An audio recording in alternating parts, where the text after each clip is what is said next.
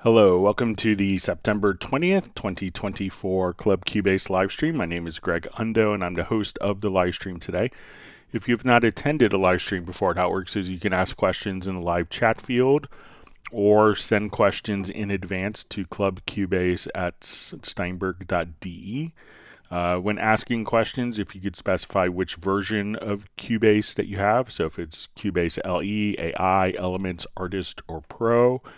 Also, if you could specify which operating system, so it's Windows or Mac OS, and also if there is which version, so if it's going to be LE, AI, Artist, Elements, Pro, and so if you can specify that information, that's helpful. I may not be able to keep up with the questions as we're starting off, answering them in kind of a real-time manner. We will go through all the questions chronologically. So if you don't get an immediate response to your question, we'll go through it. Sometimes it could be 20 to 30 minutes behind, but we'll try to just simply get those particular, get through all of the particular questions. And several hours after the live stream ends, we should have an index with all the topics that are covered in today's live stream pinned to the top of the comments field with timestamps. So, and if you wanted to search for topics been covered in previous live streams, you could go to cubaseindex.com, and we want to thank Jan from Stockholm for creating that site. We also want to give a special thanks to Agent K and Jazz Dude, who serve as moderators. They're not Steinberg employees. They really kind of do this out of the goodness of their hearts to make it a better community experience. We'll also give special kudos to Jazz Dude for his work with the Cubase Nation Discord. It's a wonderful resource of information for the Steinberg community. So, so give an extra special thanks to Jazz Dude for all his efforts and his perfect attendance record as well. So once again, my name is Greg Undo. I work with Yamaha Corporation of America. I primarily focus on Steinberg products, and I'm presenting from outside Washington, D.C. area in the United States in Alexandria, Virginia. And if you're watching this, please feel free to introduce yourself and tell us where you're from. It's fascinating to see people from all over the world joining. All right. So with that, we will go ahead and begin. So we see Taylor from Music for World Peace Records says, watching replays due to scheduling issues. Will there be an index for the September 17th live stream? So I did actually do the index and posted it, but I think I posted it with my personal account, and I saw this just like a minute before we got started. So it looks like all of the topics from Tuesday's live stream are now posted so that everyone should be able to see it. I'll go ahead and pin it, but you can, so it should be up, and if anyone goes to the Tuesday's live stream and doesn't see it pinned, just let me know. All right, we have Tim K checking in from Zeist in the Netherlands. Buddy, his cat, is waving a paw of hello to my cat Steven and Mark Raven's dog Stella and any other pets that are watching the live stream. All right, so we see Jazz Dude and Jan from Cubase Index. Always wonderful to see you both. We have Michael Marshall checking in from Somerset in UK. We have Robbie Bowling from Dallas, Texas. We have Uno Memento checking in from Finland. Stefan checking in from Sweden. We see a nice comment from Robbie Bowling. Says, we lost an incredible songwriter this week, J.D. Souther. I had the pleasure of seeing and meeting him several times. I never met him, but Vince Melmed, who's written a number of the songs like Beatles and Stones and that I use, and he was also a special guest in one of our Zoom social meetups. He was very good friends with J.D. Souther, and they wrote a lot of songs and performed together for a long time. So he wrote so many incredible songs, so it's a great loss to the songwriting and musician community. So thanks for mentioning J.D. Souther, Robbie.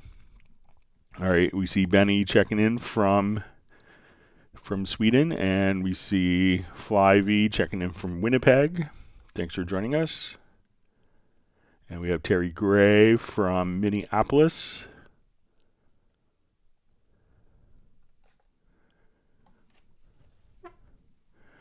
Okay, as Farita asks, hello Greg, I have a question. How can you save Groove Quantize profiles to use later?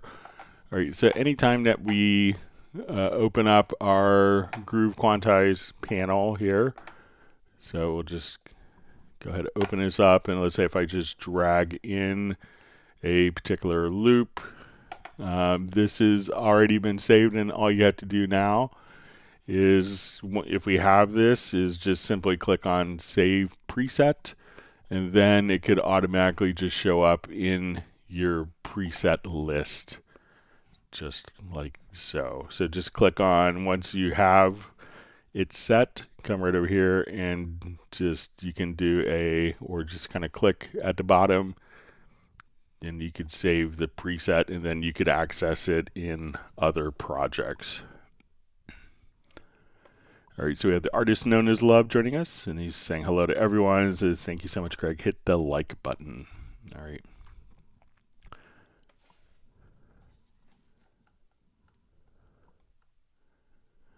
All right, we see Tim Weinheimer from Mission Viejo, California, beautiful area of the country. Says he's happy he got his Arteria Keylab controllers all set up in Cubase. It's wonderful. All right, and we have Larry B saying hello to the Cubase Nation. We see Jan thanking Jazz Dude for all of his work with the unofficial Cubase Nation Discord. All right, we have Stephen Clark sending greetings from Berlin.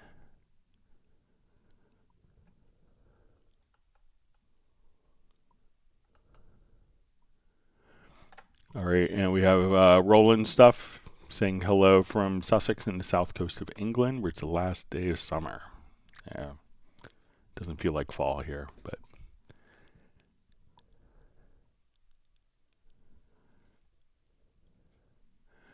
All right, so we have a question from Stephen Bedall. It says, hi Greg from beautiful Vancouver, Canada. Is there a way to set Cubase output and audio connection settings as a default when I load up a new session? Seems I always need to reset it every time.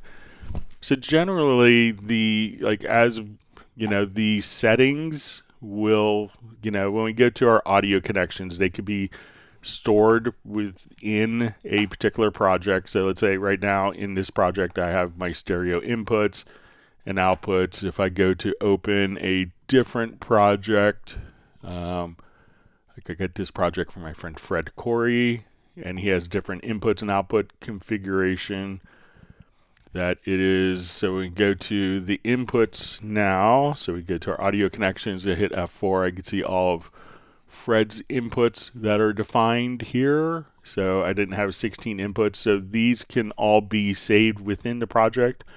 But if you're not changing the particular audio interface, so let's say if I come over here and I'll just add another stereo output, add another stereo output. So say we have 3 stereo outs. And at this point, I go to a new project.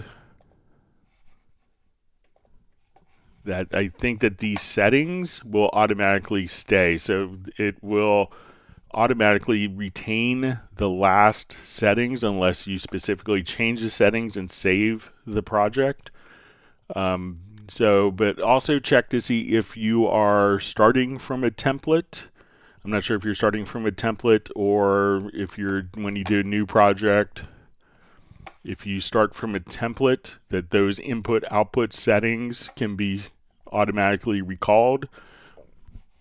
Or when we're starting from a create empty, those settings should be retained from the last project unless you specifically told it to ignore the outputs. So now if I go to, let's say, my initial project, we activate it.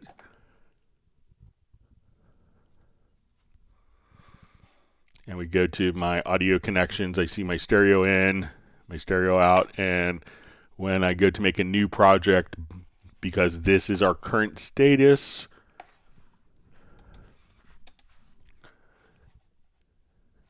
so we go to our new project and we hit F4 to open up the audio connections, that those settings still persist. So it's unless you, so, check to make sure if you're starting from a template, it could be, looking for another device. Also, if you are connecting the audio interface after starting Cubase, it may try to replicate, try to route audio to somewhere. So, make sure that before you're opening a project or start Cubase that you have your audio interface on so that Cubase knows how to communicate with it. So let me know if that makes sense, Stephen. All right, Spittoon Dude says, when is the new version of Cubase due?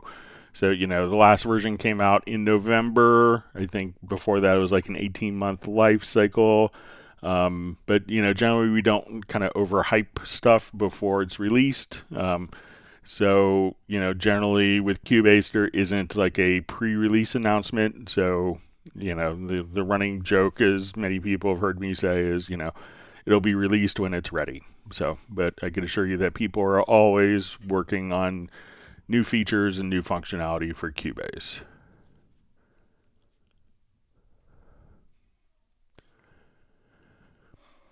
All right, we see Dallas LaRue checking in from Las Vegas. I just sent you an email right before the live stream, just seeing if you want me to transition your licenses for you. I'd be happy to do that remotely over Zoom, Dallas. So let me know if you got the email. All right, so we have a question from Robert Murphy. He says, hi, Robert from Edinburgh, Scotland. Can you add vibrato to a vocal wave? Yeah, so generally I've never had a case to add vibrato, but I've had a lot of cases to take it off. So when we could probably put an effect on a vocal. So let's just close some of my, I think I closed all my windows here. Then I start the wrong one. Sorry.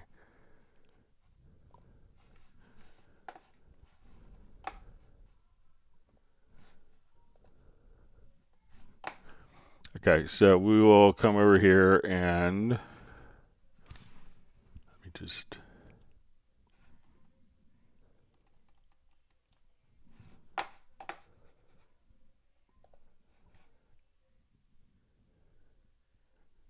get this shut down.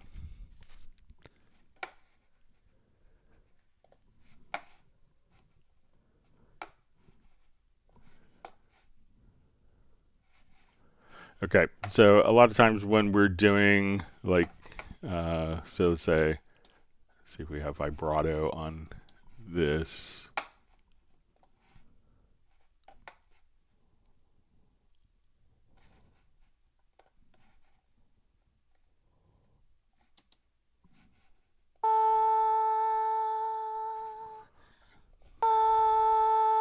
So a lot of times what we could do, when we're doing very audio editing is like, as we look at it, we could kind of tame the vibrato, but there's no way to kind of draw vibrato in using very audio. But let's say if we wanted to even simulate it, we could go to inserts, and I think that we could maybe even use kind of like a rotary.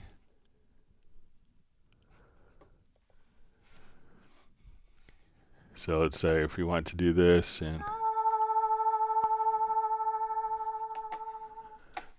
and so let's say we want to just kind of adjust the speed on that. So we could just say,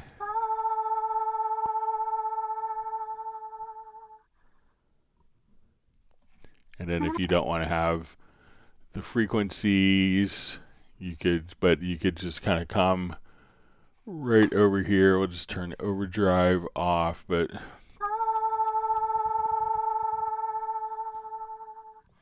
so you could use a plugin to kind of simulate vibrato and have it be even on both sides. but that's probably going to be an approach to take. But VariAudio doesn't allow you to draw vibrato in, but you could use plugins to get the same effect with it. So check out the rotary plugin is a good way to kind of get started with that.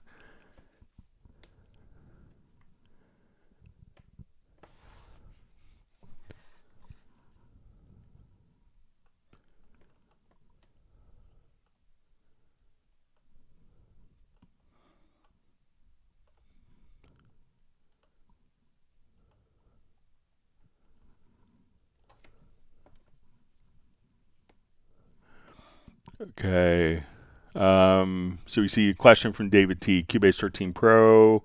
Windows, can you add sustain C64 to a MIDI track after the track has been recorded? Can a keyboard key program to be acted to act as a sustain pedal, like maybe the space bar? Okay, so you could always, so let's say if we have a piano part, so let's say if I want to take like this piano part, and we probably don't have sustain. I'll just check. So we'll go to our sustain. So if I want to actually just record in, I could, like as we hit, come over here, I could just hit my sustain pedal. So we could just simply do that. Now I don't think that a space bar would be able to do it, but if you have a MIDI note, I think we might be able to take a MIDI note and transform that into a sustain. So I want to, we'll go to the track here and we'll go to the routing tab in the inspector and we'll go to our input transformer. So let's see if we could do this. So I'm going to do it on the track level and then we'll open the panel. And we're going to say, let's take we're going to transform a MIDI note message. So say type is equal to note, and let's see if we could change the type to a fixed value to a controller and set the subtype, which is the controller number, to CC64. Okay. So I'm going to go, let's see if we come here. So now if I play a MIDI note,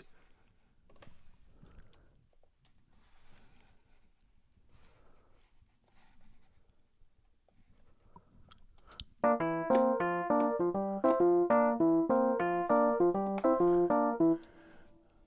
right.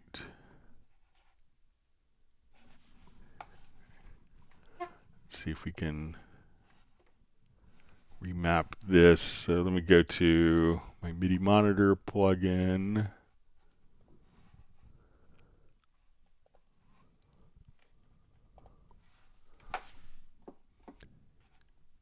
Oh, okay.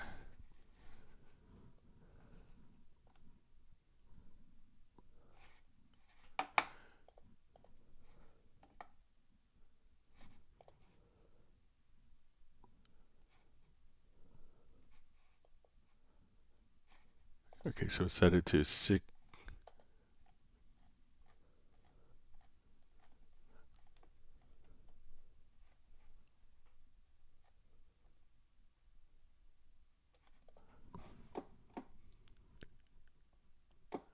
Okay, so now what I want to do is, let's see if this works.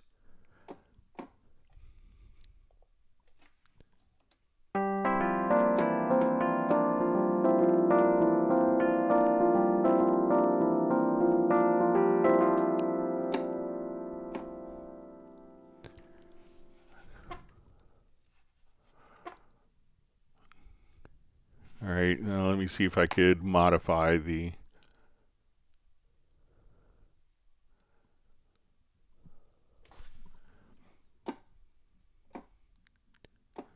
All right, so I turned C64 on and off. Now let me set another condition here.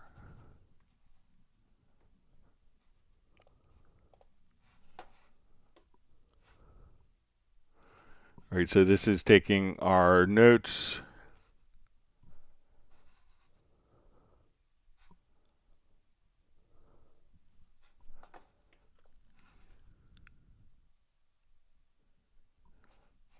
And let's see if we can take our note on.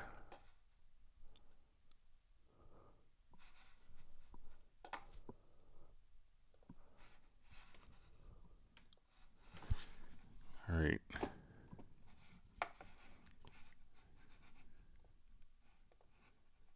So we'll just look at this one again. So we're going to say we're going to take notes, and I'm going to make this just one particular note. So we'll say our subtype.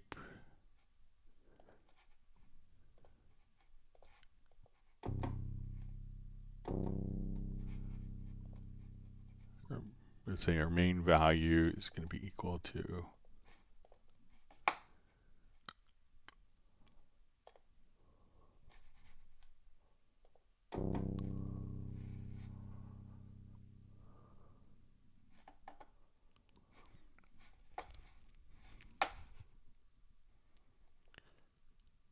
all right, so let's see if I play.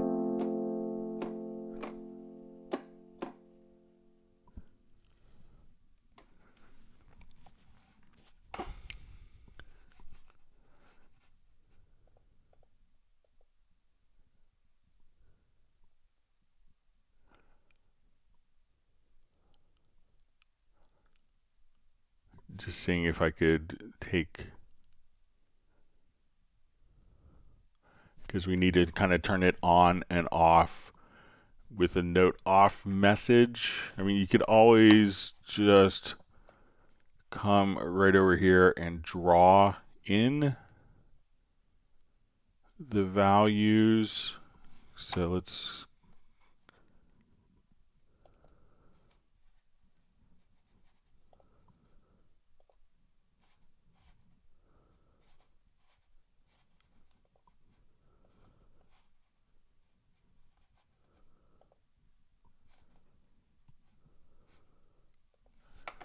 so if I put this in step, you know, you could just kind of draw in particular values for sustain. But I'm trying to figure out a way to remap it. But I mean, sustain pedals, if you have any controller, you could spend, you know, $10 and get a sustain pedal. Because I would have to almost map the note off for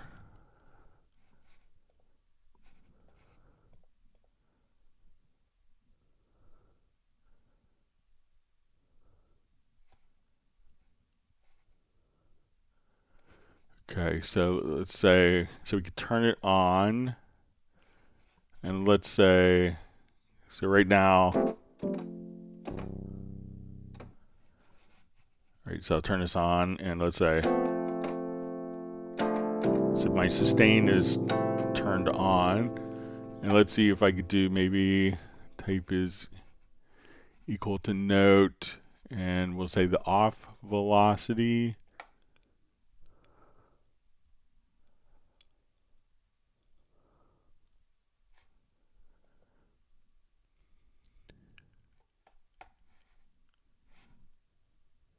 All right, so we can,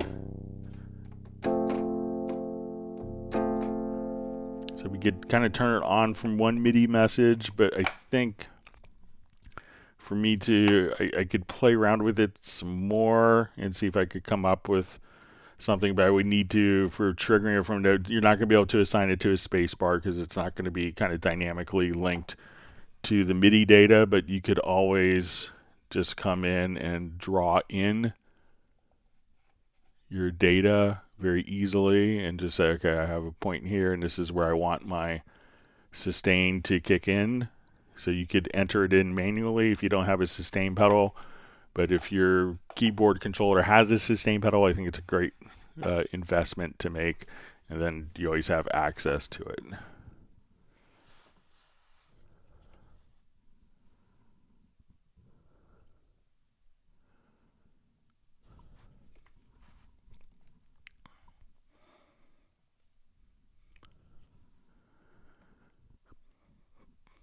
All right, so we see Zephaniah asks, I'm using Cubase 13 Pro on PC. If I switch to Apple computer, will all the inserts work that comes with the software? So yeah, all the plugins that come with the program will be identical whether you're running on Mac or Windows, so no problem. All right, so we have a question from Jeff Baumet, or Baumet. Wow, I can't believe this popped up for me. I'm new to Cubase, Mac M3, Cubase 13. Need help with aggregate device. I have an Apollo 8 Twin and Access Virus and Roland TR8S aggregate interface. Okay, so generally, if you're doing aggregate interfaces, one of the things that's going to be problematic is between all those devices, I don't think you have an audio clock. So all of those devices will play kind of freely out of time. So that's not usually a great thing. But if you wanted to make an aggregate device, and this really isn't supported by Apple officially anymore, but we can still kind of do it. So realize that your tracks, all your audio devices will be out of time. And if you have the ability of getting like a little mixer and running the MIDI for your Roland and for your TR8S and your Access Virus, and monitor the signal from there, because you probably don't need to actually have the audio inside of Cubase. But if we come over here, let's go to your Finder, let's go to your applications, and we'll go to your audio MIDI setup, or the audio MIDI setup utility. So it's going to be under utilities.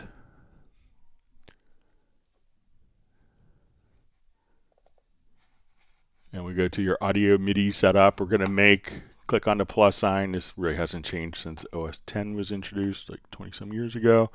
We're going to create an aggregate device. So we'll say, okay, on this aggregate device, I want it to have my my Dell monitor.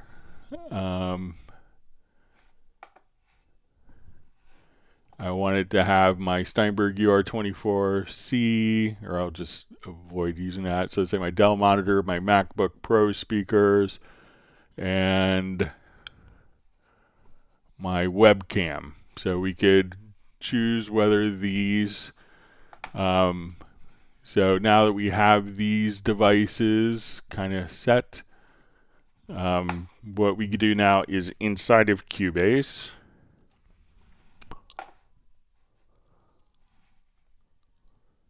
we go to your studio setup, select your audio system, and now you could choose your aggregate device. Let's see if I still have to do anything to make it.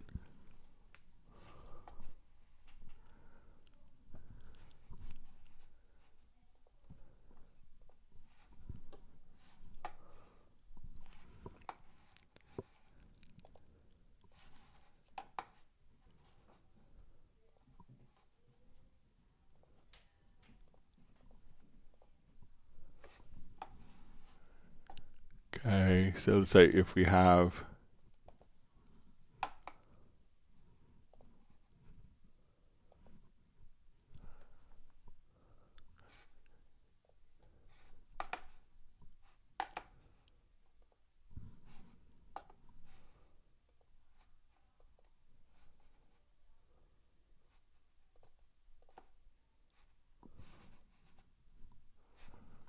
okay, and then generally in Cubase,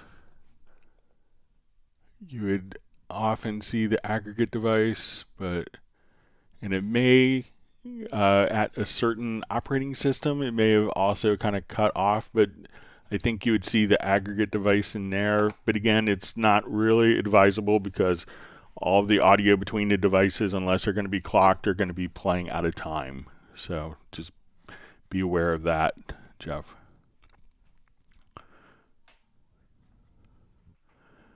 All right, so we have Cedric Hawkins, just wishing everyone a great day from LA. You have Constantine Gogu checking in, saying hi from Romania. Thanks for joining us. Wonderful to see Catherine Leduc from southern France.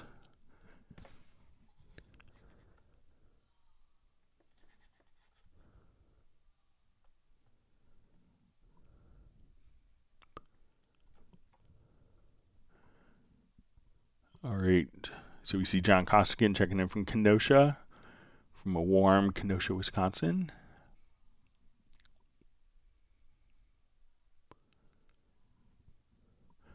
All right, so we see Jeff just says, how do I get the actual audio signals? No virtual to use the 48 available I/O slots. All right. So probably, what you could do if you have the Apollo 8 Twin X, so if you have, available inputs and outputs, to make sure that the clocking is the same as if you come over here to your audio connections, if you take the analog outs or digital outs, and if you wanted to take your access, it was an access virus, and your Roland TR-8S, you could configure them as external instruments. So basically you would at this point tell it where it's connected in. But again, if you're going to be using those as MIDI and you have the MIDI and audio drifting, it's not a good thing. All right, wonderful to see Val on. Thanks for joining us today from Vienna.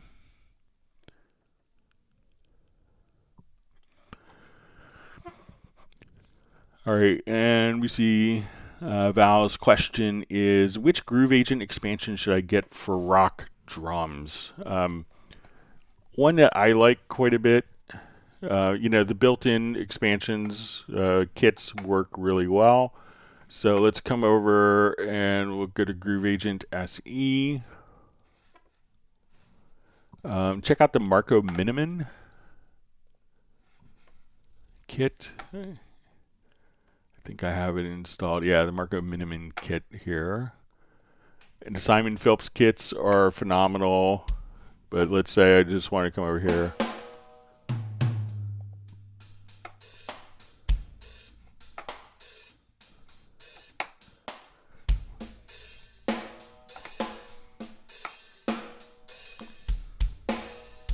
And it's supposed to be like a much faster tempo, so let's say.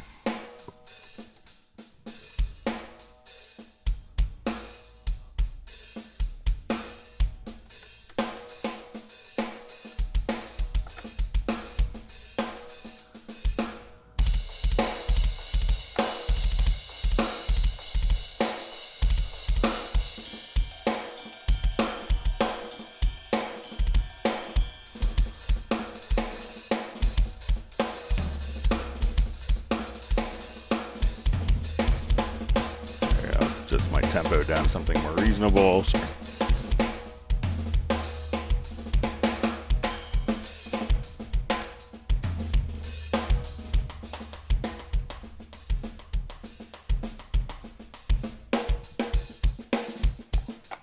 So when you look at kind of the kit here,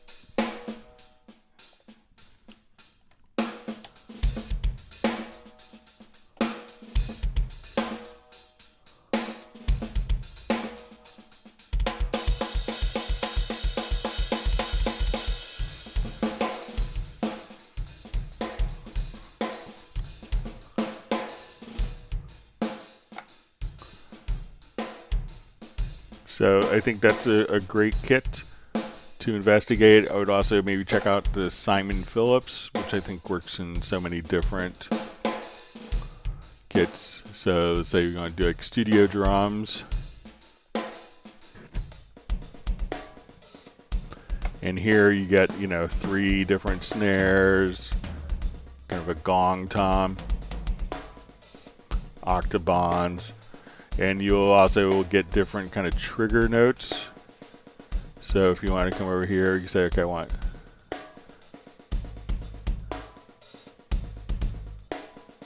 So if you want more. So you can blend that in as well.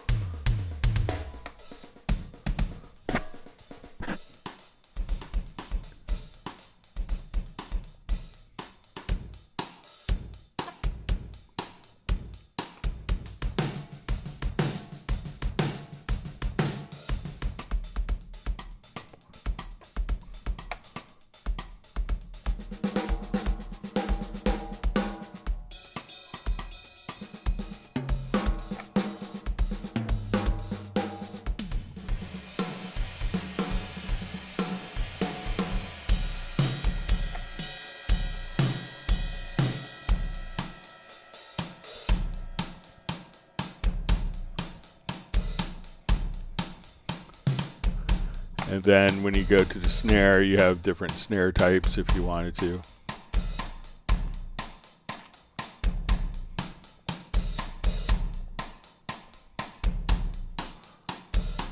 So again, we could select this, go to your trigger note, and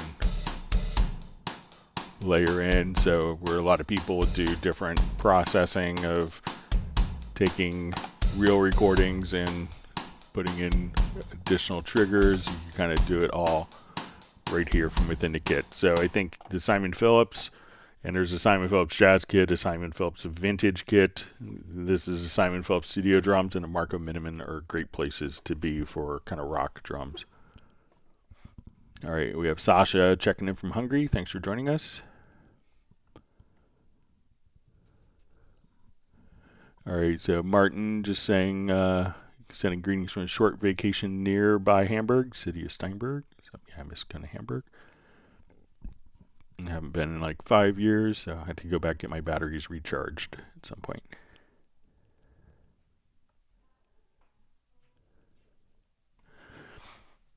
Okay, so we have from Juan Esco asks, hi Greg, I have a question about track archiving in Cubase Pro 13. How to create an open track archives? All right, so let's say I wanted to take a number of tracks here and save it as a track archive. So I'm going to take this track, this one. So I'm just going to select some random tracks here. Let's say I want this and this track. So what I do now is I'm going to export selected tracks. And we'll give it a location. So I'll save it to my desktop. Okay. Here, sorry, let me just...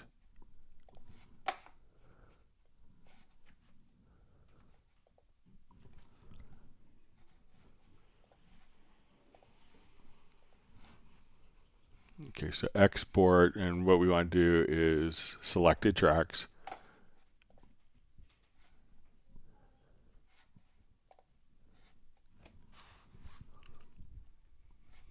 I'm going to save it to my desktop here.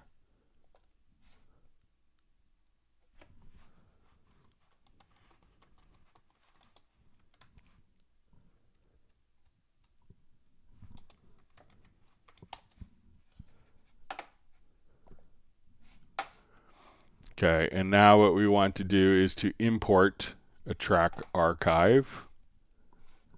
So I will do a new project.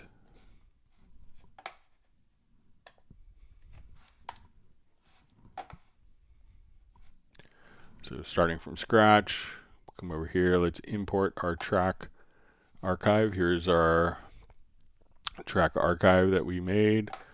We'll just select all, and now those tracks can now be imported into any project, just like so.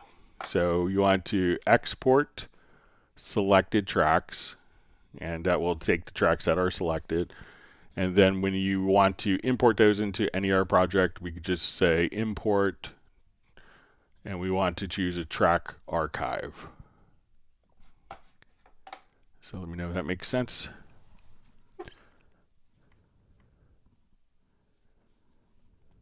All right, so we have Josh checking in. Looks like from Germany.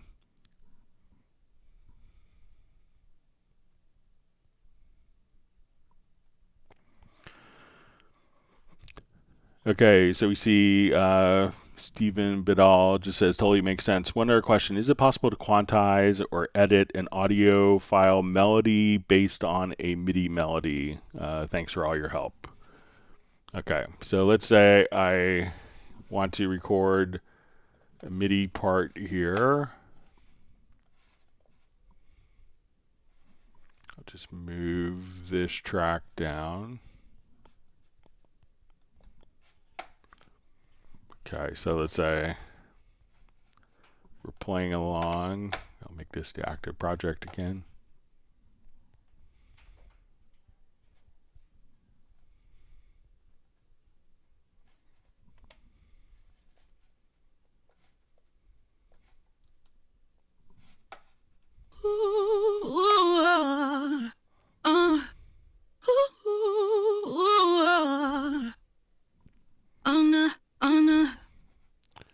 All right, so let's say if I just want to record some MIDI data kind of along with this.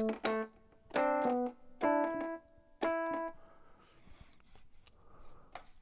me see if there's a phrase that may...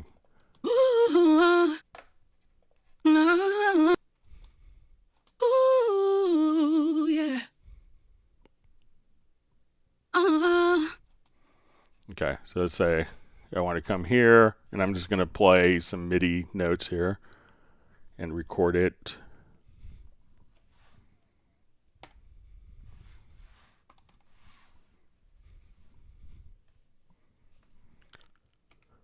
Ooh, yeah.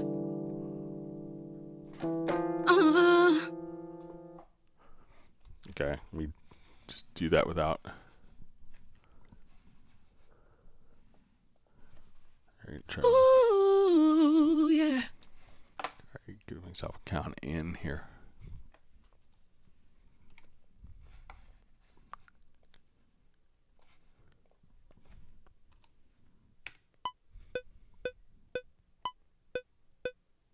Ooh, yeah. Okay, so let's say I have roughly a MIDI melody here. So what I'm going to do is open up the quantize panel, and I could just drag this MIDI event directly to the quantize panel. I could select this audio event.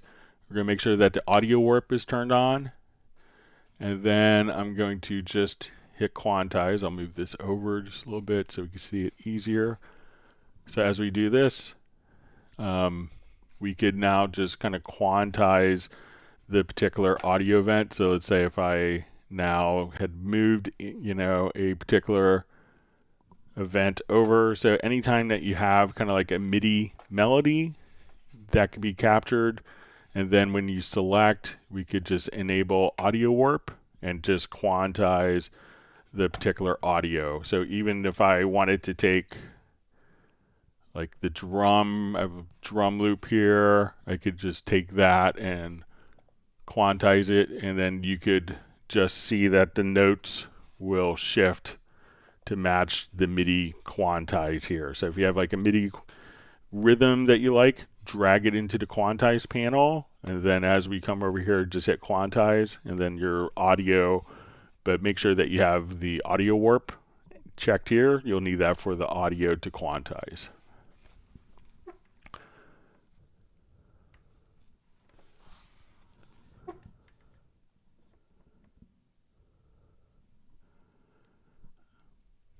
Okay, so Josh, thanks for the translation, Jazz Dude, is it Maaschen, Germany, near the motorway? Thanks for joining us.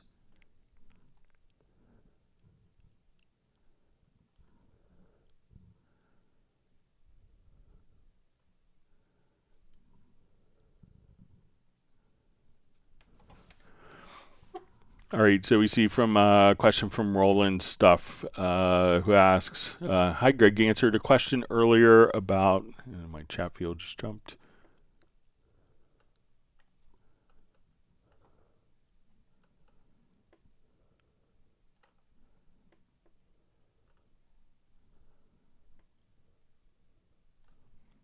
Sorry.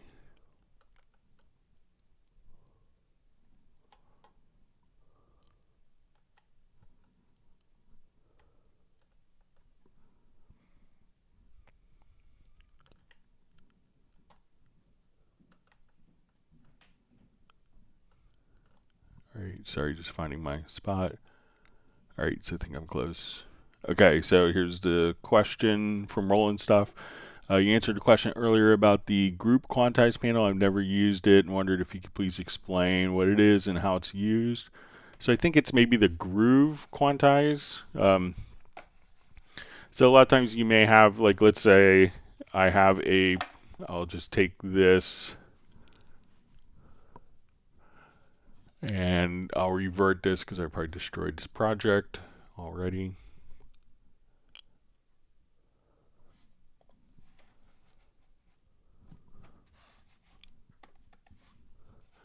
Okay, so let's say I like the feel of an audio performance. So we may get a drum loop that's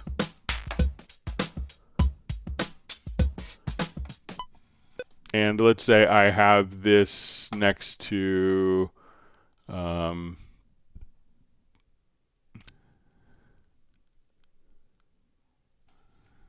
right, so let's say we have that feel, and I want to take this groove agent pattern here and apply the groove agent pattern. So if I play these kind of together, they may not align. But if I want to take this groove, I want to take the feel of this part and put it into this part. What we could do again is open this up, drag an audio file over, and we can see kind of the rhythmically, the rhythmic points here signified by the green lines. And now I could open up the drum editor here. And as we look at our drum editor,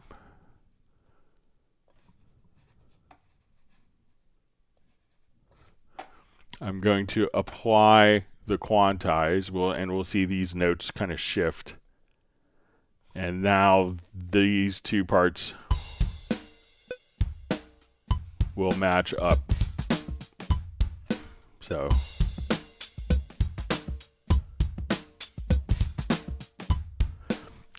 at that point, we could just kind of apply the feel of one part, but and even if we wanted to just take a particular part, so let's say I have something that's even a little more like straightforward. So I will come over here. Let's see if, so I'll take this.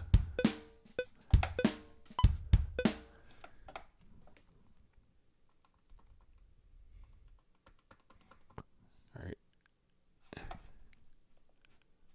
So we'll take this particular pattern here and see if I have it maybe playing twice. But if we wanted to apply, if we think that this particular pattern, and you may notice that when we get into, if we have a pattern here that's like all 16th notes, one of the other things that we could do if we didn't want this to be so perfectly steady is we could say, okay, I want to do 16th notes as my quantize value. So we want to use kind of the smallest rhythmic value. So when we quantize it, we don't really see any change. And if we wanted to add like a swing to it, we could adjust our swing amount.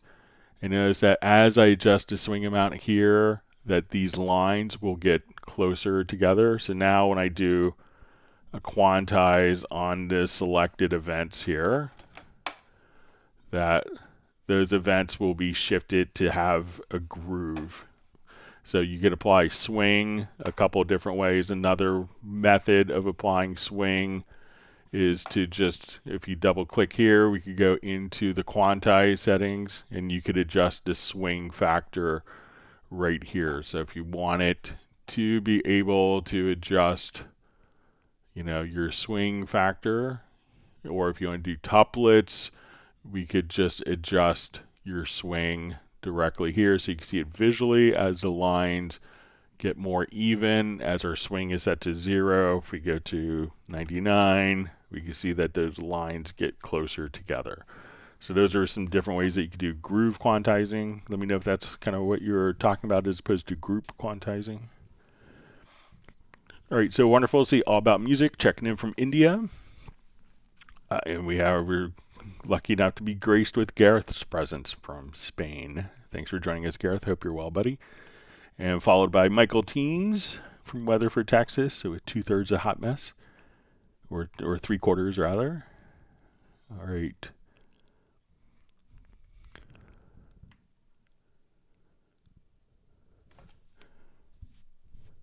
All right.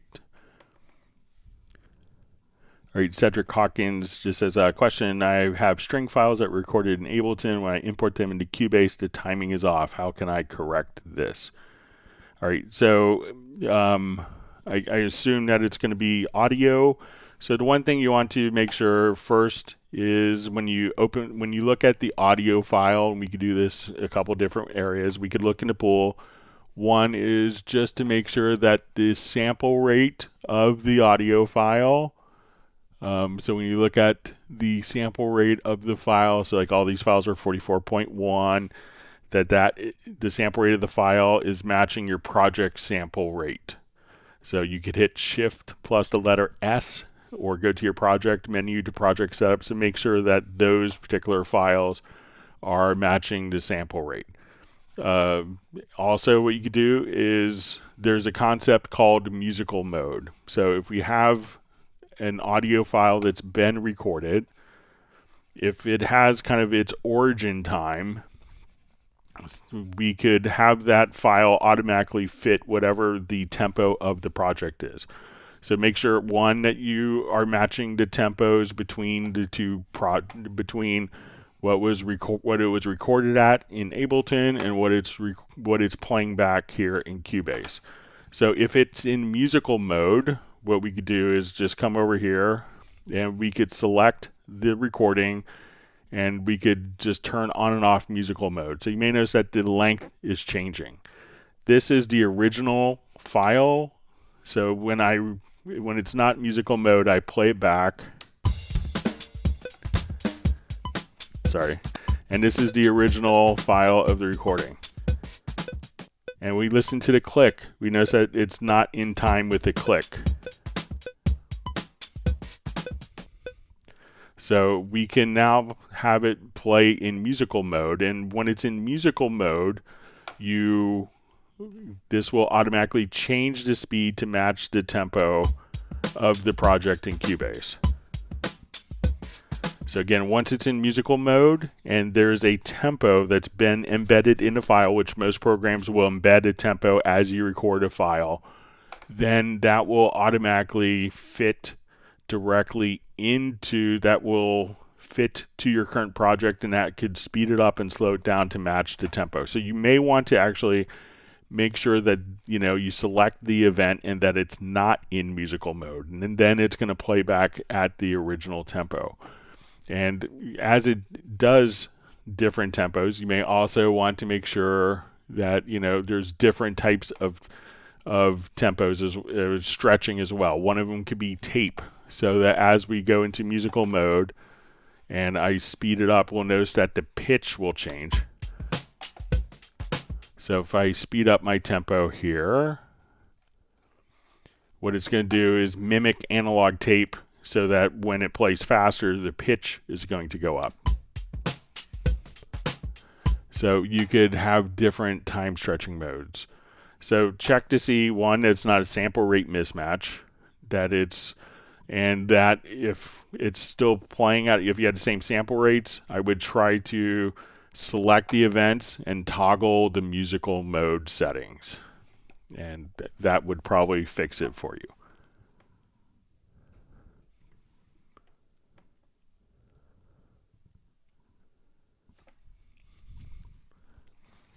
Let's see, All About Music is showing off with his French.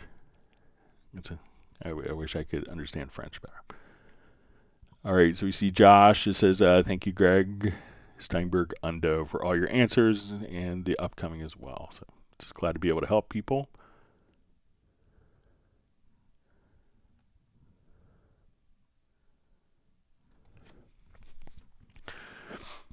All right, Enrique Marsal just asked, how can I install Cubase SX3? I need to convert all files to CPR. So you could still download it from the Steinberg website.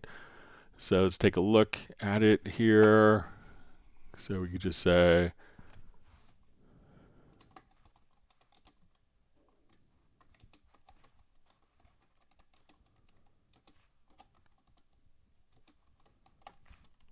so I'll just say Cubase SX3.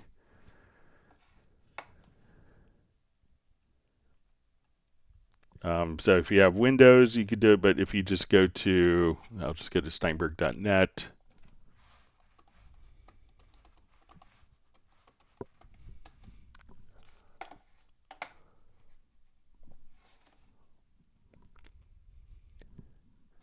And And then I think if you just kind of search SX3 here, we'll say .all files.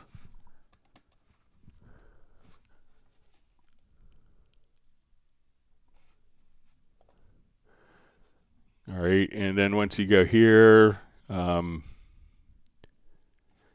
this point, I think you could just, here's the download for Cubase SX3 for Mac and Windows. So I don't think it's going to work on contemporary Mac operating systems, but you could just simply, so I'm not sure if you're on Mac or Windows, but here's the SX3 download. So from there you can install it, open up your .all or .arr files, and convert it to a .cpr file.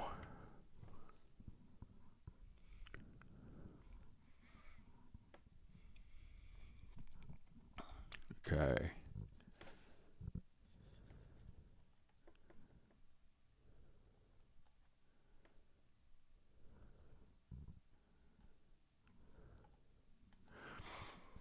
Okay, so we see a question from Zephaniah.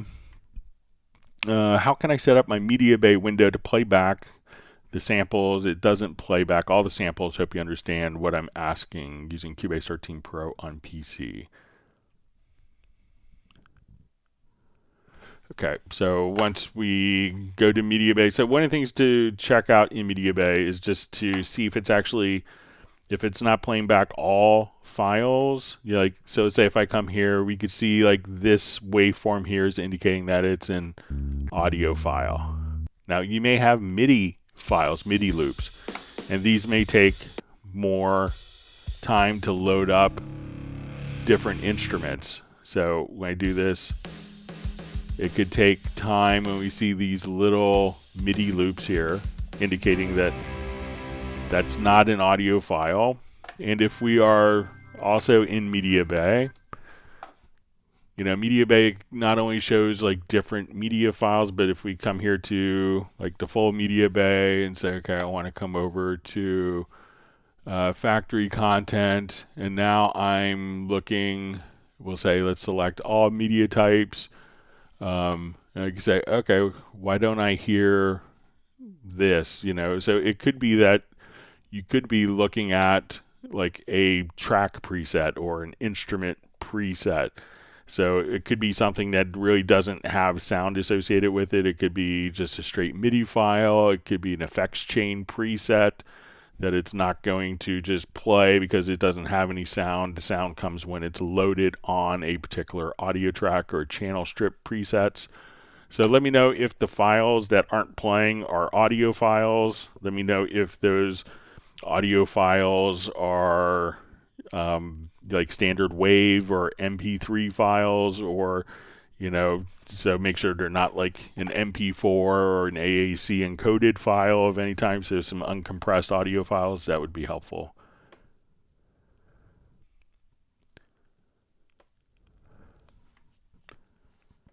Okay. All right, wonderful to see Randy Lee on. Michael Teams is doing his virtual ice cream distribution, which everyone loves.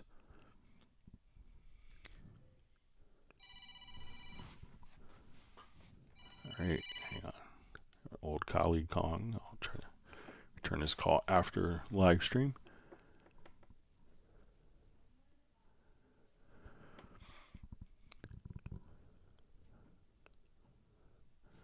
Okay, so we see Enrique just says, sorry, how can I install Cubase SX3 with a Cubase 11 license? How's it done? So once you have a Cubase 11 license, that opens up all the previous Cubase versions. So your Cubase 11 license will open up, version 10.5, 10, 9.59, all the way down to SX1. So your Cubase 11 license will open up Cubase SX3.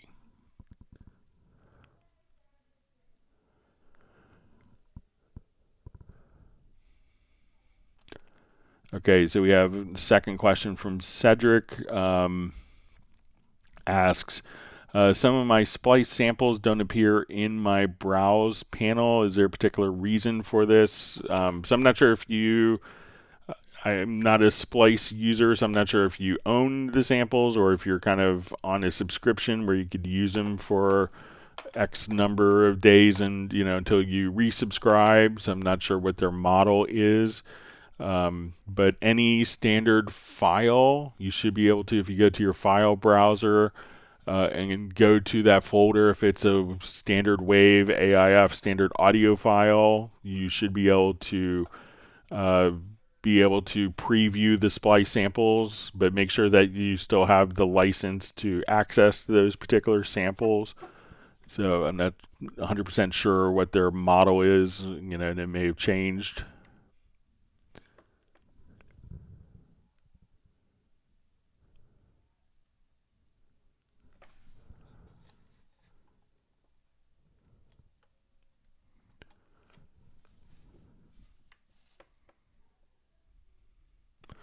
All right, so we see All About Music asks, will Iconica string samples be updated in future with portamento / slur / real legato controls like east-west?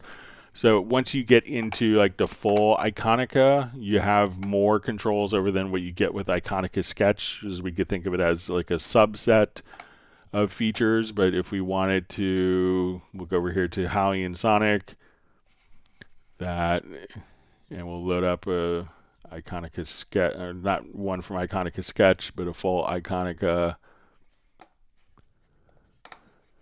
That once you kind of come over here, you'll have a lot more control.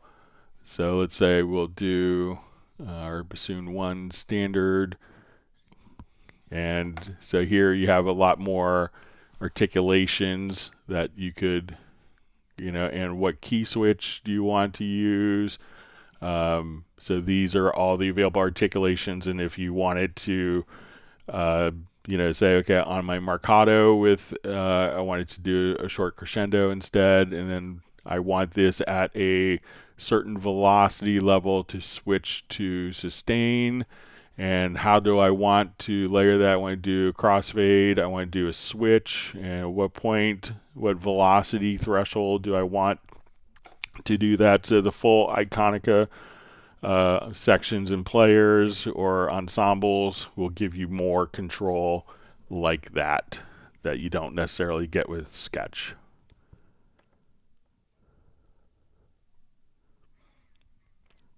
Okay.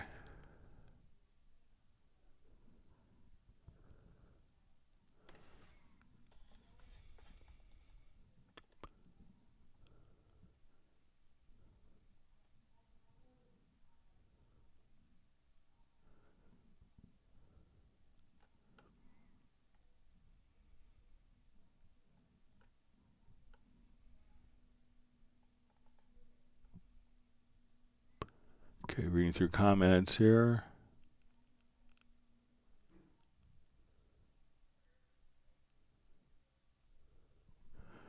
We're seeing more discussion of the files that were recorded in Ableton that aren't playing at the right speed. So it says strings were recorded to a stereo file, the original session. So, definitely make sure that the file isn't set to musical mode. So.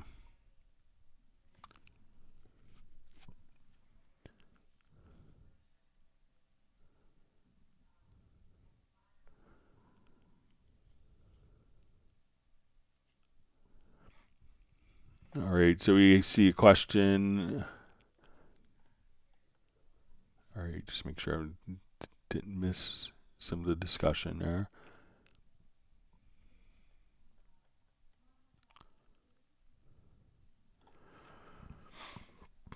All right, so we see from Irving Novello, it says, is there a shortcut to access the inserts view in the project window? So let's say if I'm in my mix console here, we could switch between our inserts and sends here. And to do this, it's just the page up and page down commands.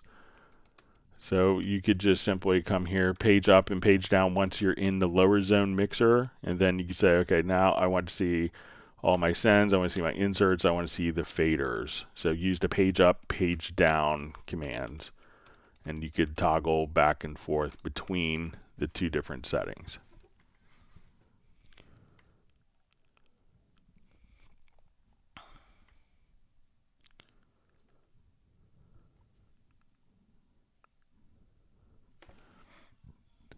Okay.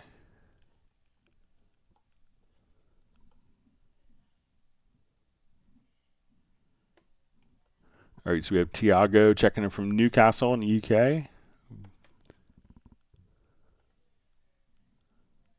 All right, we see that Matt Elston's on. Sorry, missed. All right, we have Eddie Waiters checking in from Germany. Thanks for joining us this evening.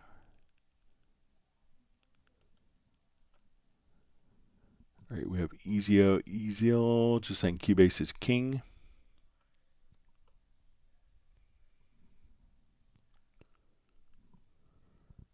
All right, we see Daniela Da Vinci Girl on from Bochum, Germany.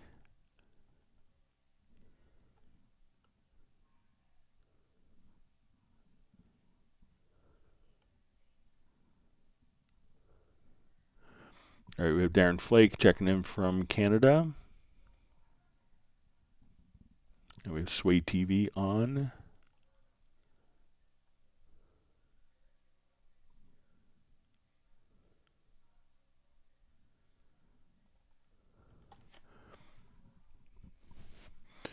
All right, so we see Cedric just about the files that were recorded. It says open it in Ableton. Its timing is varied, like following a tempo map. When I adjusted the tempo, the performance sped up.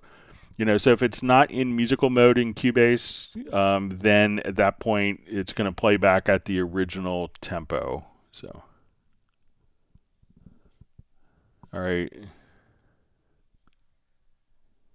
We see Peter checking in from Peter Bata. I'm sure I'm saying it wrong, but Peter from Montreal. It's great to see you on.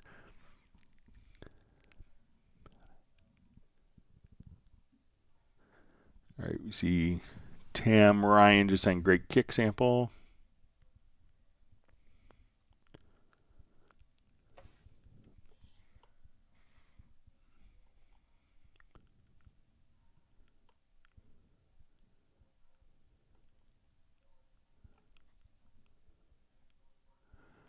All right, so we see WarU303 says, can we post questions here, or how does this go? So yeah, just simply ask questions, and we will get through them kind of chronologically as we're going along.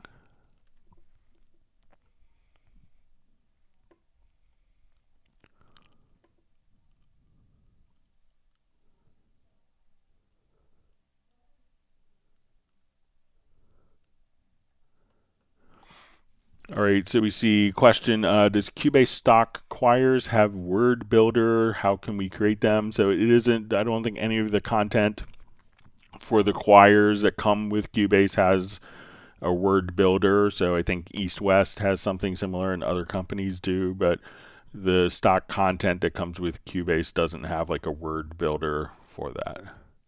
And some of the tools like third party, I know Yamaha has Vocaloid, and you could type the words in and it will sing it for you.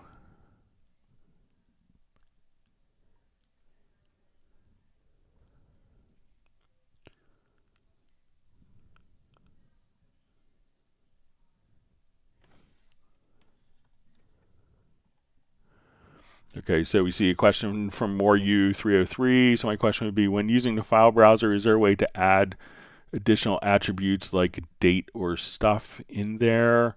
So, when you're kind of coming over here, so let's say if we're in the file browser, so let's say, if we're opening, so let's say we want to open a project, here we could use kind of the standard OS level, what kind it is, what file browser. If you are in the Mediabay, so let's say if I wanted to come over to Mediabay at this point, So I'm not sure if this is the browser, but we could have for one of the filters, so say instead of key, we could come over here to media and say date created. And then as we come over here, we could say, oh, I want to find files that were created on this date versus that date. So within Mediabay, you could search for any project on any date, any audio file recorded on a particular date, MIDI information, MIDI files, track presets. So you could use, and again, if you go under media, we could just choose date created, date modified, and then you could use that as kind of searching criteria for your Mediabay database. So let me know if that makes sense for you.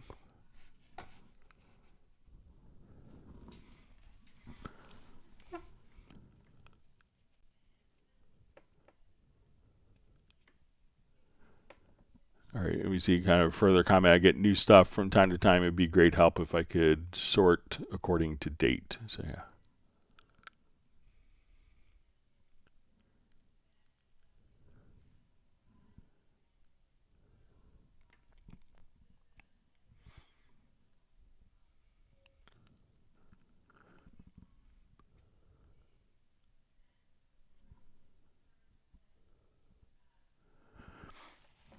All right, so we see John Morales. John's a legendary mixer. Wonderful to see you on, John. Hope you're well.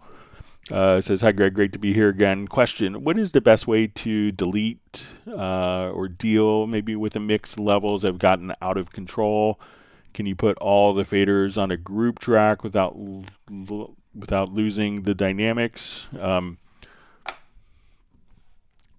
what you could do if it's just kind of crept up louder than you thought at that point in time, it could make sense to utilize kind of like a global VCA.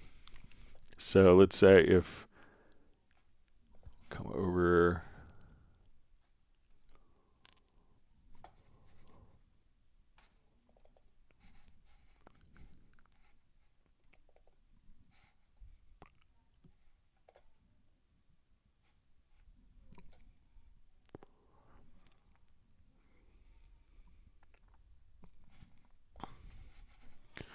and especially if you have existing automation, this is like really helpful. So let's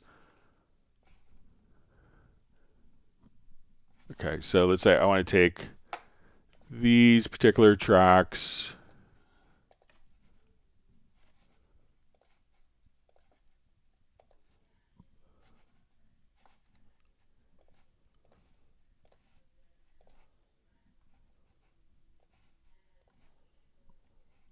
and let's say their levels have just kind of creeped up too much.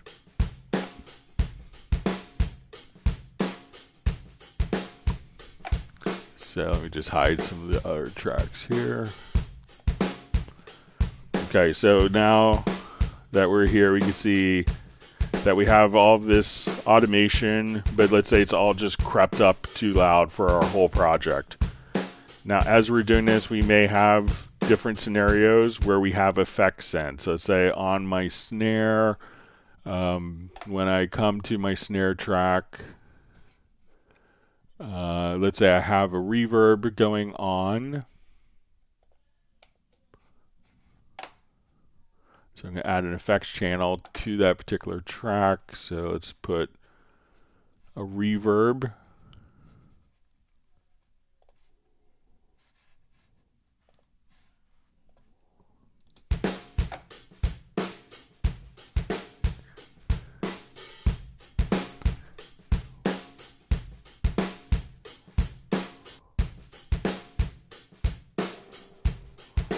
All right, so let's say I have that reverb. So what I can do now is I'm going to select all of these tracks.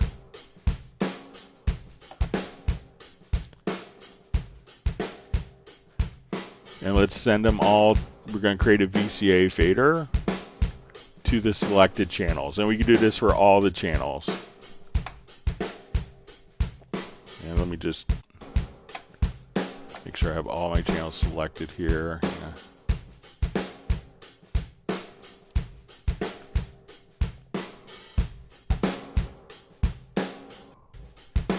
All right, now when we have a VCA fader, when we have automation that's going in contrary motions, like one track is going up, the other track is going down, now that I've assigned it to a VCA fader, now the VCA fader, the advantage is it doesn't sum. So I could now just kind of take my VCA fader and drop it down. And as I do this, it doesn't affect like the gain structure of like the snare. If we listen to the snare, it's not affecting the gain structure of the snare to the reverb send that we just added.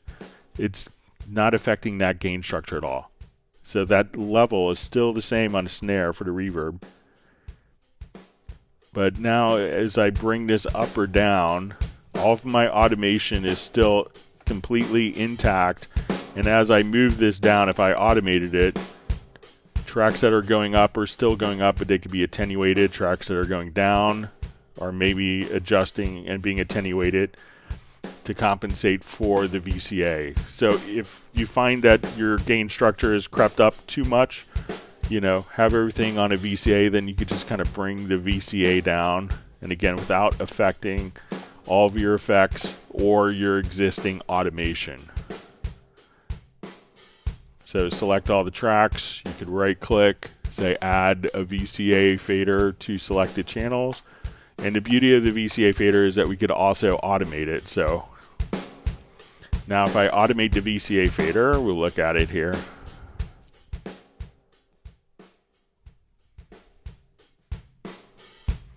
And we open up one of the channels. We can see that we have kind of the original automation here, and we see the result kind of underlying of the VCA automation. So I could go into my VCA track, and I'll just make this just a little wider here. And then we could say combine the automation of the VCA with the linked channel. So we see the original automation, and when I adjusted the VCA, we see kind of what the result of this channel with the VCA automation was. But now I could combine those two levels of automation. So I would recommend using VCA, since it's so wonderful to see you on the live stream. I've known John probably 32 years. When I first started at Steinberg, John was doing work with Atari way back when, so he's kind of an industry legend within our community. So it's great to see you on, John. Thanks for joining us today. All right, Gareth Kitch wants everyone to flam the like button. I think if you hit it twice, it may unlike it, so make sure you do 2 flams with it.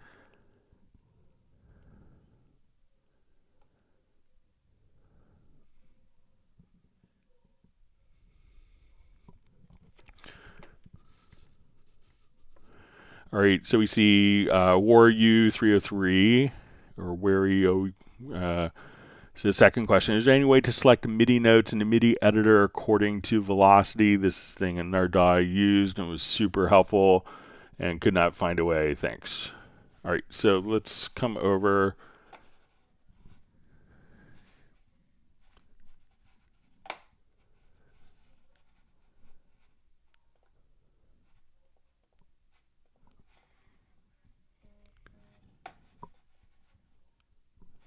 All right, so let's say I have different notes here at various velocity values.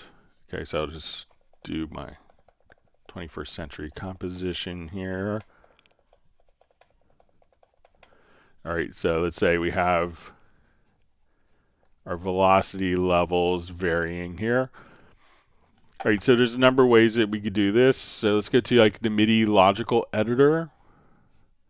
And then we could do something like, okay, we want to select, and then we could say velocity is less than 80. So now I could select notes that have velocity less than 80 or bigger than 80, or inside a range of 50 through 90. So you could set up any of these conditions, save it as presets. Recall those presets from like key commands or MIDI remote. When you see like composers, like the first one that comes to mind, and most of them have this paradigm of like a big touchscreen controller. Like Hans Zimmer is well known for having his touchscreen controller. He kind of originally started with like a cash register type device to trigger key commands. But most of the functions that you see are just logical editor presets for stuff like this. So, you could say, I want to, take all of the notes that have velocities between 50 and 90, and then we could transform them, and we could say value 1, we want to subtract 12. So I could say, okay, take every note that's between 50 and 90 and move it down an octave. So you could set up all sorts of great kind of conditions here in the logical editor. So whether you want to select or select those notes and transform them in some way, you could do that as well. So let me know if that makes sense for you. All right, Gareth has released the secret that I get a little tickle every time someone hits the like button. You weren't supposed to say that publicly, Gareth. Michael Teams just says like. All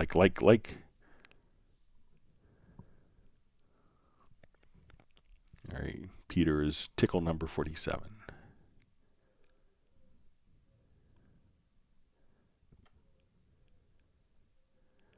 All right, so Michael Teams has granted myself and my family 1 gallon of, then my chat field jumped.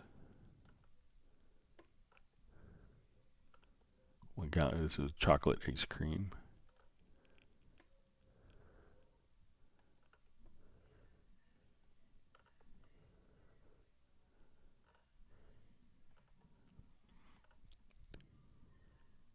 Okay, 1 gallon of chocolate chip ice cream for my family and myself. That's very kind of you. We appreciate it, Michael.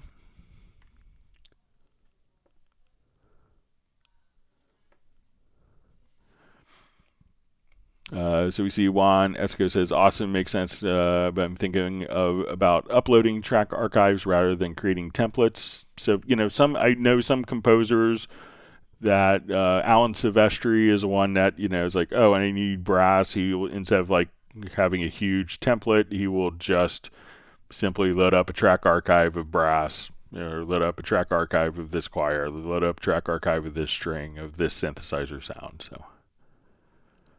So it's a great way to go.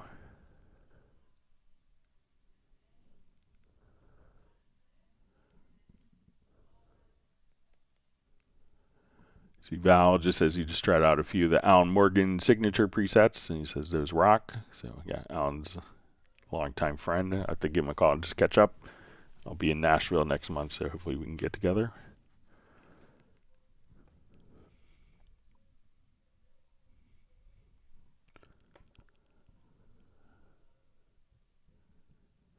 All right, so we see JVI joining, saying hello to everyone and myself. All right, Steven just says, thanks for answering my questions, very helpful. That's what we do, and just try to make it a great user experience for everyone.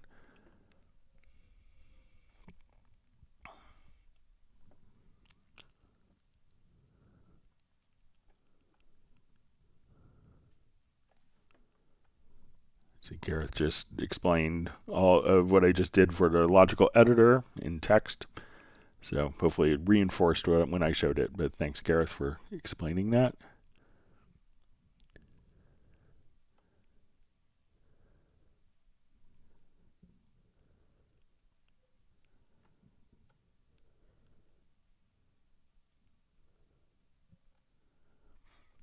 Okay, Roland Stuff just saying, thanks, Greg, for explaining the Groove Quantize panels. You're welcome.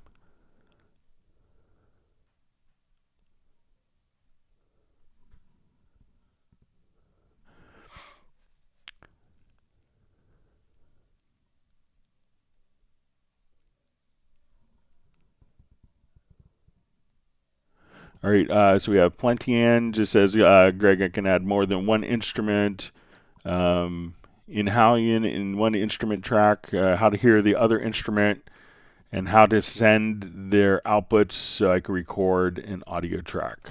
Okay, so we'll just start, make it clean with a new project here. Okay, so I want to add an instrument track. We'll do a Hallian or Hallian Sonic. Okay, so let's say I have a Ballotines here.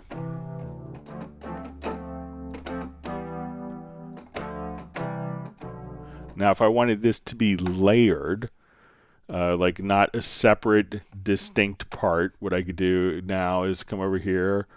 I could select channel 2, and let's layer in maybe like an FM7 type patch. Okay, so I'm going to drag this to slot 2.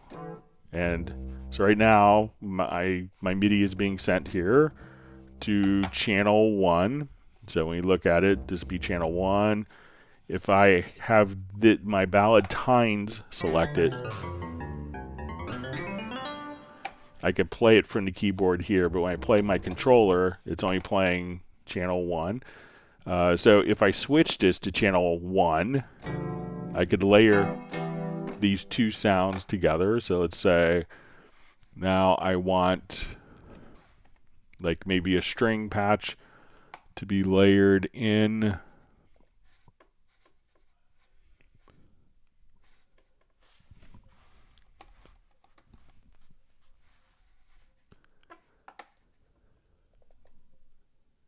Let me undo that, and this is when it's nice to have an undo in your instrument. All right, so now I could layer these two, and we'll put this on channel 3. And let me, so put it on channel 1 rather.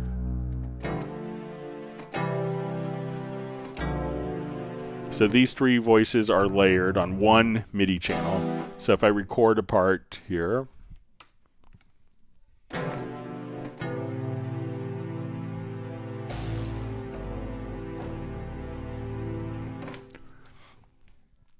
okay, so we have one part that's layered, and if we at this point choose to do a render in place, all of these files, I'll go to my render settings and we'll say, let's go with my channel settings.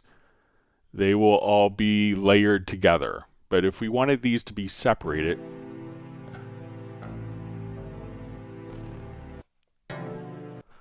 what we could do is come over here, and within the instrument itself, we would go to our mix, and I'll say we're going to send this to output 2 and to output 3. So now I think if we render in place, let's see what happens. I think that this will give us the separate files. So now that we've done that, we can now, there's the Wurlitzer, here's the FM, and here's the strings. Because the render in place is really utilizing the output. Now, if these are different parts, where I wanted for these to be like my Wurlitzer to be one voice, my strings to be a different voice, and the Ballotines to be a different part, what we would do is go to our MIDI, and then we would make sure that when we go to our particular instruments, that we want to assign these to our different channels. Okay, so I'm going to take, and what we're going to do now is to add MIDI tracks. We're going to have this channel selected. We're going to start on MIDI channel 2 since MIDI channel 1 is already being used. And we'll do this one more time. So I'm going to say let's add a MIDI track. We're going to say start on channel 2, and we're going to add 2 tracks. So now this is playing the Ballotines, and this is playing. So now at this point I could extend this out. So if these were kind of unique musical ideas, I could just say, okay, I want to take this And we will just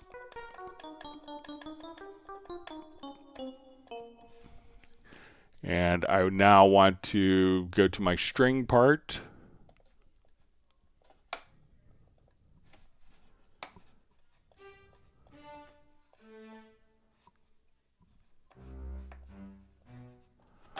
All right, so now when I have these 3 tracks selected that are playing unique parts and different parts, and we go to render in place, they're all going into the same instrument.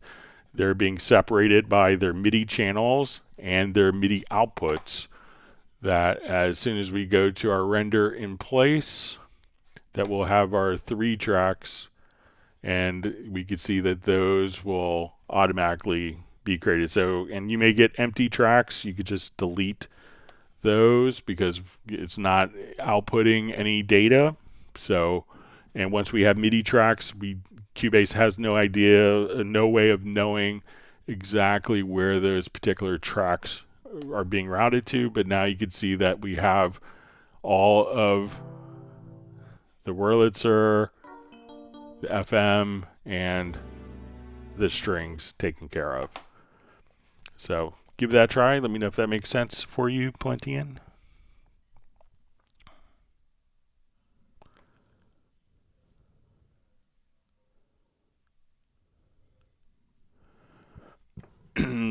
So we see sounds by Timo. Question: how do you connect a separate MIDI fader controller and a MIDI keyboard to work together? So once they are connected, so I have currently we come here to the studio setup, and I get to my MIDI port setup. So I have my Nectar panorama, and I have a Korg Nano control. So I unplug my Nano control, I plug it in, and the Nano control automatically shows up. So you could have however many number of MIDI devices your operating system will support. So you don't have to do anything special to connect it.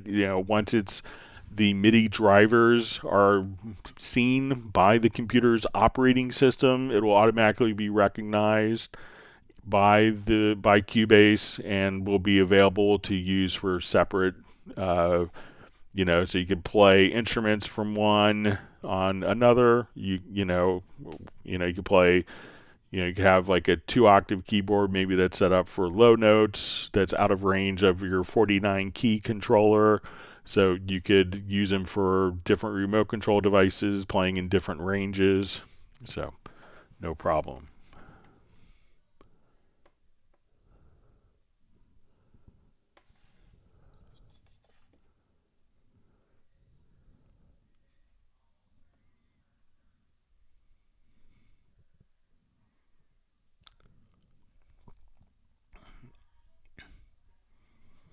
All right, so we see Pablo, drummer of Hot Mess, is doing a gig tonight. It's going to finish at 8 a.m. So must be nice to be young.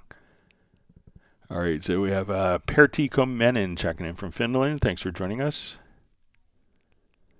And we see Pertti's received 1 gallon of Texas pecan ice cream from Michael Teams.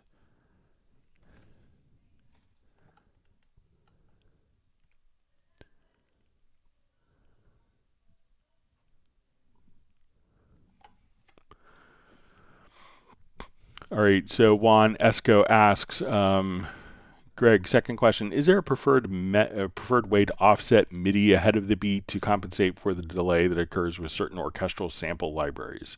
Thanks again so much. All right, so let's say I want it to take, I have my.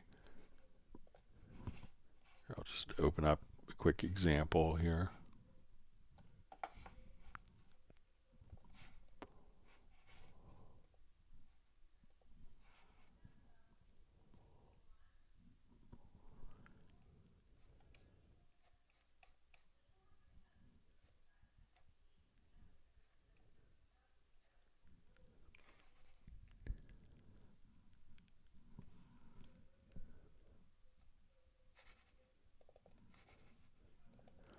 Okay, so sometimes some orchestral sample instruments, by the time the sample actually kicks in, to mimic kind of like, a real bow. So let's say if we have this, I think this will be.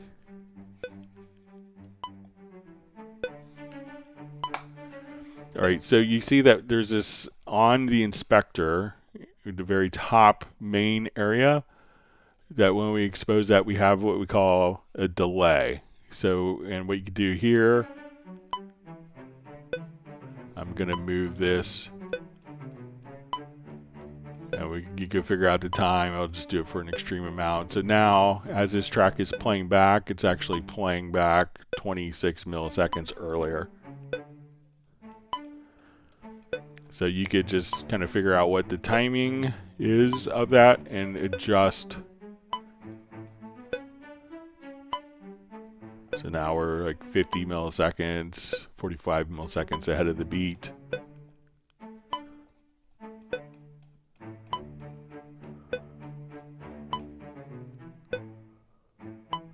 So just use the track delay right here. So once you select a track, you could set your delay, and that's often a great way to work with orchestral instruments that are playing behind the beat.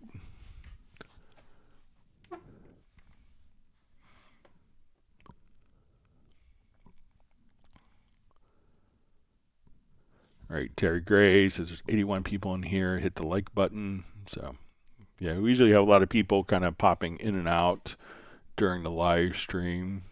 So yeah, so far we had 670 people kind of pop in. But hit the like button's always great. Hope you're doing well, Terry.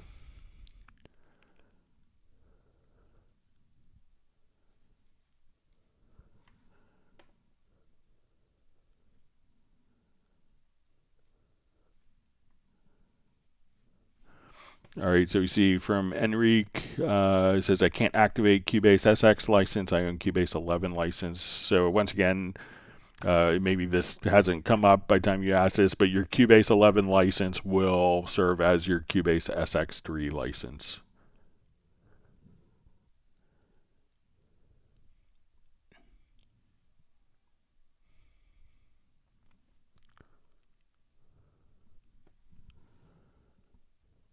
All right, so FlyV asks, Greg, I have a USB with all my instruments on it, /VST. Can I just keep it after they stop e-licenser with all my plugins? I have the max amount, so I won't be needing any more. So, if you're, if everything is licensed on your USB e-licenser, that will work after it is, after the e-licenser server is going to shut down sometime next year. So you can definitely keep it on e-licenser. And the e-licenser is not going to be stored on the actual e-licenser if it's a soft e-license.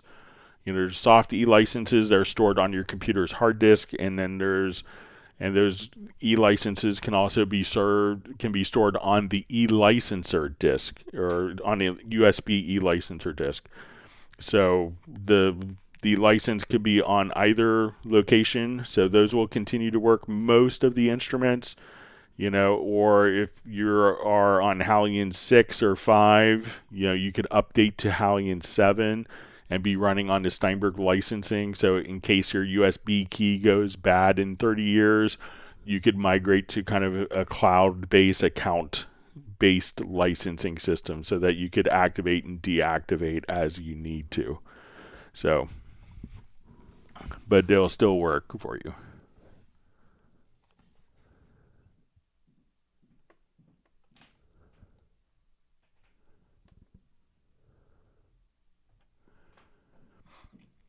All right, so you see Tim Weinheimer just asking, Greg, how was the Hans Zimmer live? I was thinking of checking him out in Los Angeles in October. So unfortunately, I think he got sick, and they canceled the show just a couple hours before the show began. So I wasn't able to see Hans Zimmer or get to hang out with him last week. It was a week ago today, but I was lucky I didn't drive an hour or 2 hours in rush hour going to Baltimore and find out there. So, but I'm just seen from other people I've talked to had just an amazing time at the concert. So I would always recommend seeing a Hans Zimmer concert. I'm bummed that the one I was going to see got canceled. maybe he'll come back and make it up. All right, so we have a question, Cubase 13 Pro question. I gain stage and my stereo op peaks at minus 8 dB, but when I render the mix down on my URRT2, the wave sound signal seems at least 10 dB lower than that. Why might that be? So are you seeing your peaks inside of Cubase, or are you seeing the peaks on kind of like an SPL meter?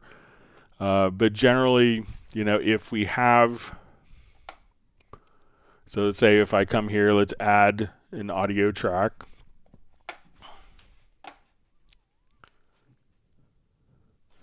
And on this audio track, I put like an oscillator, test tone generator. Let me just come over here.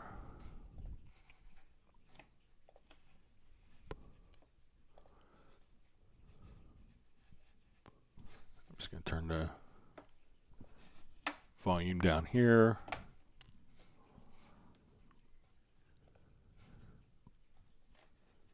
Okay, so we'll go Tools, and let's get to our test tone generator.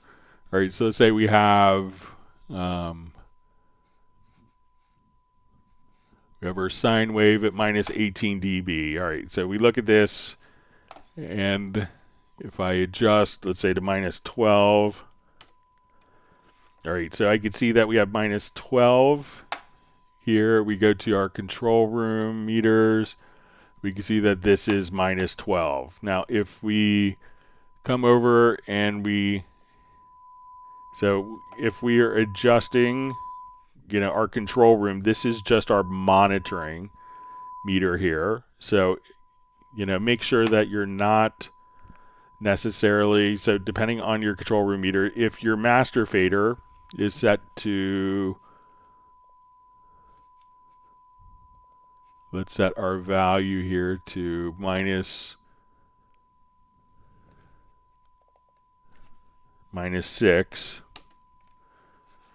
We could see now that my volume's being attenuated, but if I look in my control room, I could still have above minus 6 for my control room metering here, but maybe not necessarily. So if I go to look at my control room, I'm seeing kind of the monitoring level, but not the gain structure of the mix.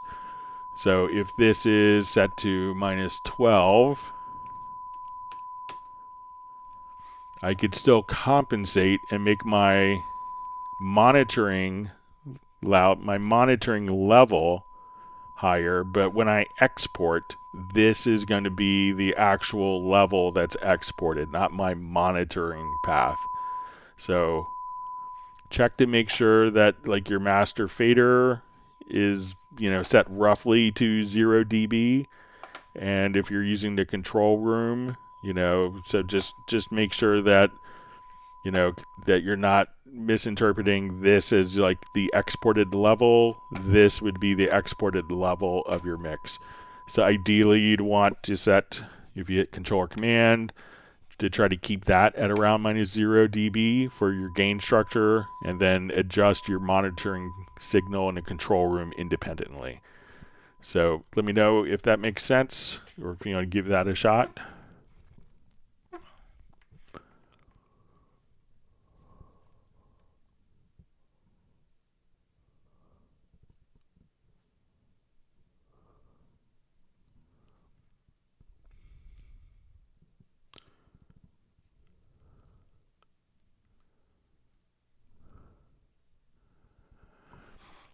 All right, Jonathan Bennett asks, ARA is certainly wonderful, but are there situations where you'd recommend not using it and just using the standalone items like Melodyne and Wavelab? So I think that Melodyne is going to be probably, I think almost everything that you could do in Melodyne could be handled through ARA. Wavelab, when you're utilizing it, you're using it as an audio editor, but maybe not the montage. It's not going to immediately burn CDs and do album preparation for you. It's going to be an extender, like an extension of the audio editing and the sample editing capabilities. but it's not necessarily going to give you like a full-fledged mastering environment that you do with the standalone Wavelab. But with Wavelab under ARA, then you get a subset of the tools. But for how you would interact with Wavelab and Cubase together, workflow-wise, it makes sense. But if you were doing like full-fledged mastering, you probably wouldn't do it under ARA because some of those functions aren't there. But I don't think it's the case in many of the other tools that are really designed to run in collaboration with the DAW and really, are primarily designed to be add-on tools to a DAW as opposed to a standalone solution. And Wavelab could function as a standalone solution as well.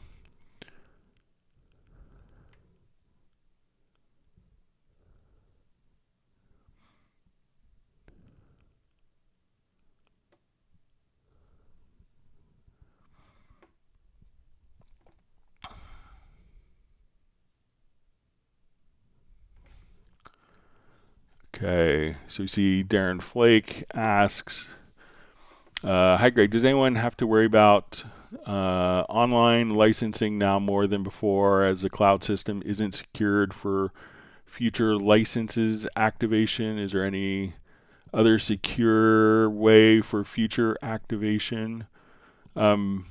So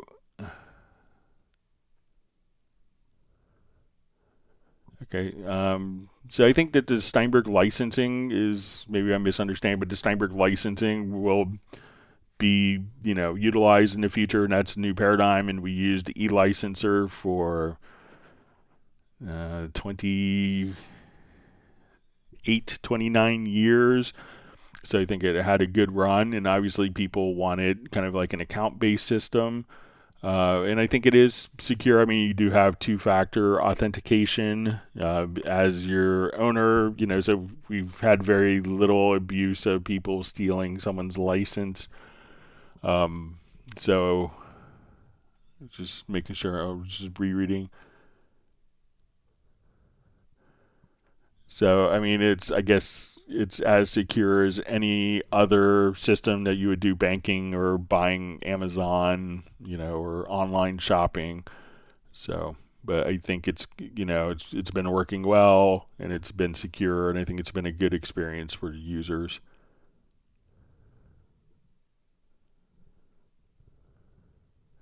All right, so we see War U 303s, just letting us know he's from Hungary. Thanks for joining us today.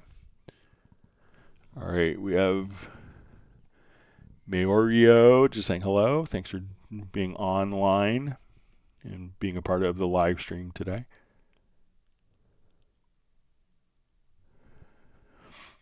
All right, Henry Fleury asks, hi Greg, when I open a new project and set the locators, how can I keep them the same bar position when I make a tempo change? Okay, so let's say I have my markers set. So let's say I have 16 bars roughly. Okay, so we have this. Now, when we go to, all right.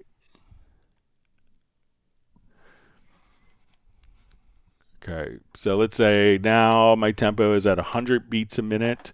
So I think it could just matter kind of what your master time is set to. So let's say I change my tempo. All right. So I know, let's say we have markers. So if we,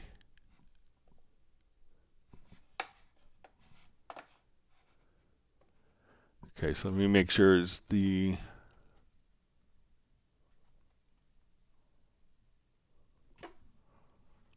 okay, set the locators. How can I keep them in the same bar position when I make a tempo change? All right, so I'll just do a new project here.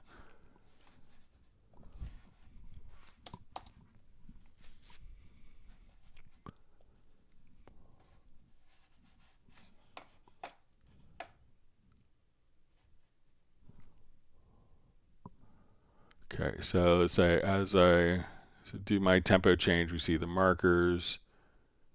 Let's say that there's Make a musical mode. Let me see if I add a marker track.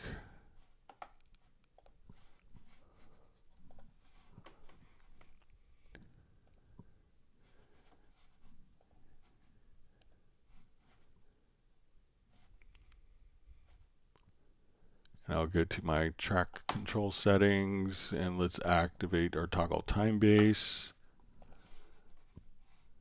All right, so let's say now we're in musical mode. Let's see if that does the main left and right markers.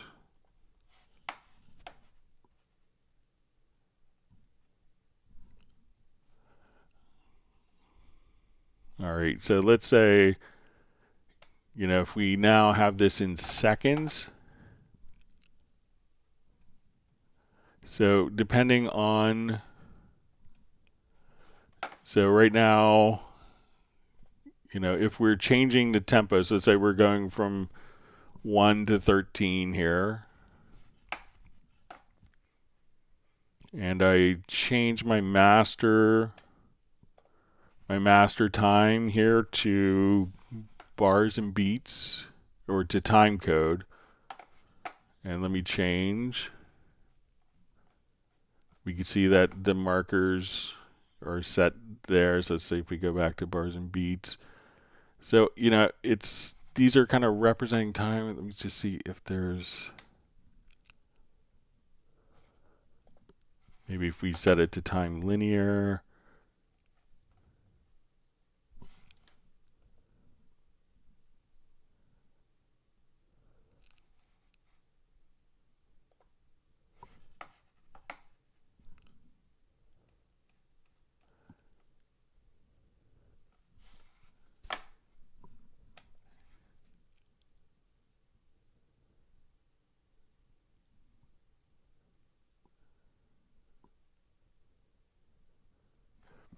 Yeah, I thought it might be this, but I think that as we're adjusting the tempo, that may be just kind of set, but let me just switch it to bars and beats linear. Yeah, it looks like I'll play around with that and see if I get a better answer for Tuesday, or if you want to email me just as a quick brain cramp reminder. But I thought that might do the trick, switching between bars and beats linear and time linear. But it is going to be kind of based on absolute time, but it seems like I'm one mouse click away from happiness and finding the solution. But I thought it would be that, but I'll do some research on it over the weekend and hopefully have an answer Tuesday's live stream. Sorry about that. All right, so we see from Enrique Marçal says he doesn't have a dongle. So yeah, you'll need to have a, and the reason, the reasoning behind why you would need Cubase 11 and earlier is that if you have a Cubase, a Cubase project from before Cubase SX came out in 2001, that you would have a license for that version. So if you don't have so you would need a dongle of some kind to switch back and forth to open up Cubase, SX3. So if you had Cubase 11 and then you upgraded to 12 and 13, you would have a Cubase 11 license on the you'd have a Cubase license on the USB-E licenser that could open it for you. So, but they think, the reasoning is if you don't have an earlier version, that you don't have probably projects from an earlier version.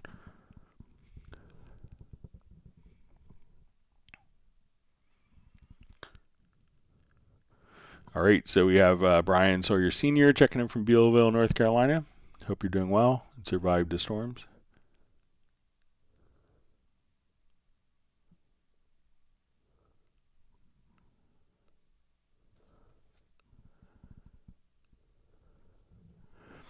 So we see from Tony Trunzo, says, hi Greg, I bought the Absolute 6, but I didn't know about the redeem voucher. What can I do about it, or is it just bad luck and move on? You could try reaching out to the online shop and say that you can, see if you could return it and then purchase it with I assume it's going to be the voucher code. So you could see if you could, return it, and they might be able to take it off and take the license from your account, and then just simply at that point you could probably maybe utilize the voucher. So I would try sending an email to the Steinberg online shop and see if they could help out. They're usually pretty good about doing stuff like that. All right, wonderful to see Dwight Cunningham checking in from the Bahamas. Thanks for joining us. All right, and Dwight has a question of, Greg, can you explain track presets? All right, so what track presets are going to allow us to do is, one is we could just, let's say I want to start off with a track preset. So we could say I want to, right click, and we could say let's add an audio track using a track preset. So, Alan Morgan, great engineer. I want to do a track presets for audio, and I'm doing a vocal, and it's going to be a pop vocal. So I want to just come over here, and this is a female pop vocal. So I could start off with kind of a known set of plugins and EQs all completely set up for us. Now, what else is really good is, let's say I have an audio track, and I know that, I record the same drum set, I record the same guitar, or this vocalist comes over a lot.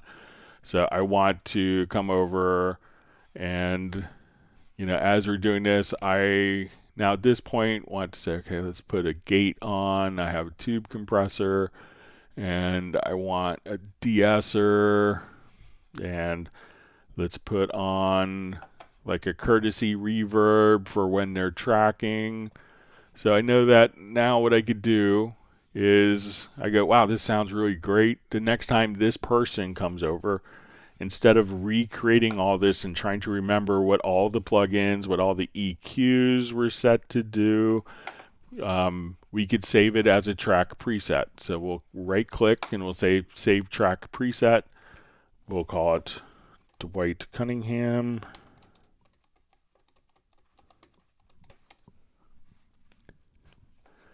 I'll hit OK. So let's say I don't have any tracks in my project here, so we'll remove all the selected tracks. I could now just kind of come right over here. I could go to my media, say, oh, let's go to user presets, track presets, audio. I could do instrument, and then I could say, oh, here's the Dwight Cunningham preset, and everything is loaded up for me, ready to go, exactly as I had set it up.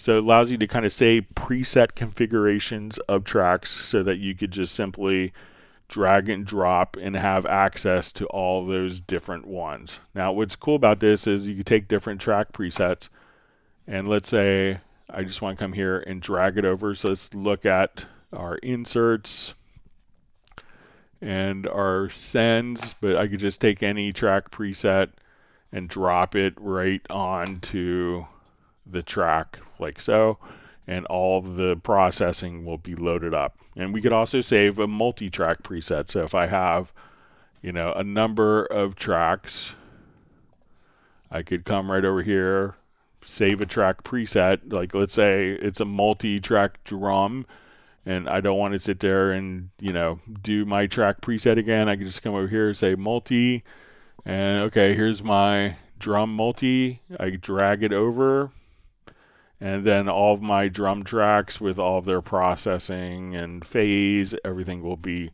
recalled instantly for you.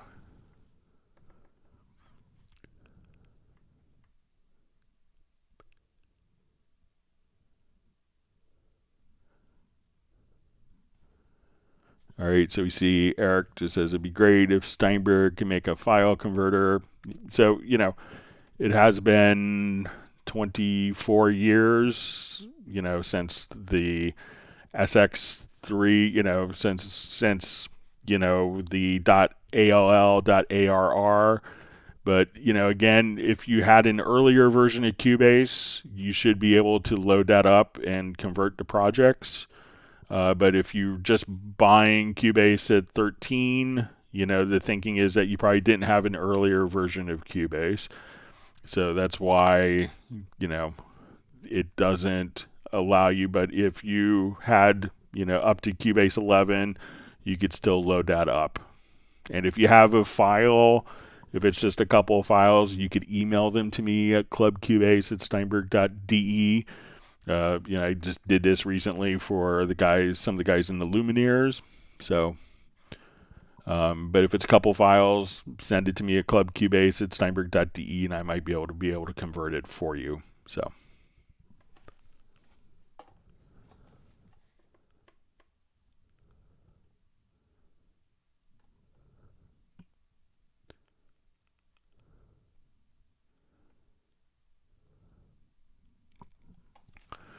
All right. Johnny Petrowicz asks, "Hi, how to make the keys backlight in musical scale during multi-part editing?" All right, so let me just.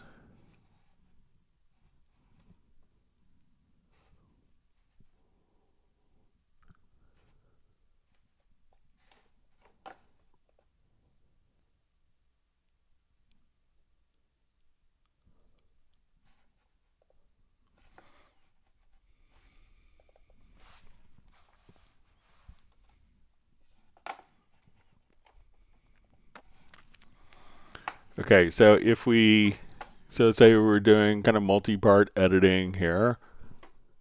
So let's say I'll do flute and horns. Okay, so and if you want to see kind of the key, so when we come over here, let's go to the scale assistant in the editor, and here we could say show scale note guides. So let's say we're going to be, I think, in B flat major.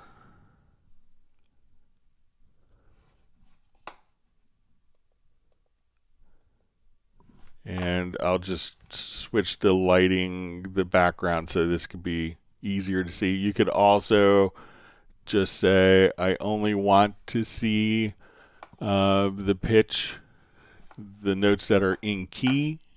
So we could do that, or show pitches with the scale assistant. So now I could only move it to pitches that are in key. But let me just switch a preference or a setting. Come over here. We'll go to our user interface.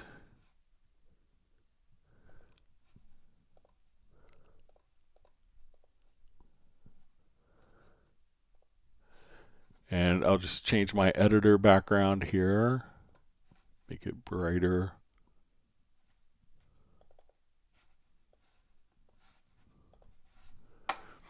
Okay.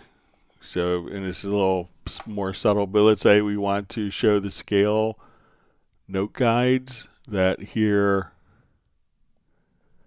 we could see just kind of the actual note guides right there. And something else that you can do is change the colors. So let's say if I'm here, let me just revert the preference here.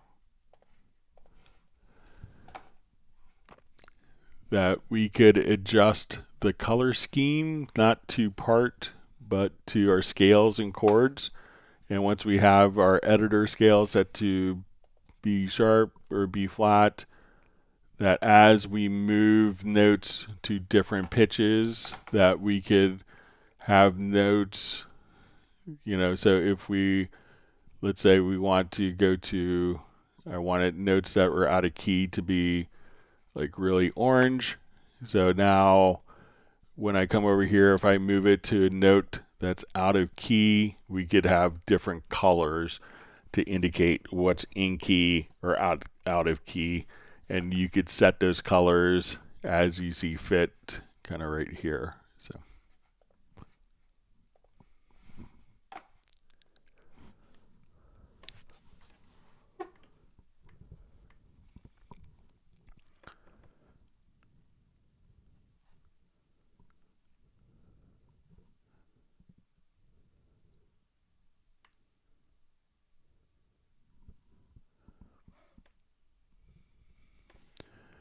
Okay, so we see Patrick on. Let me just hang on one second. My chat field jumped on my computer.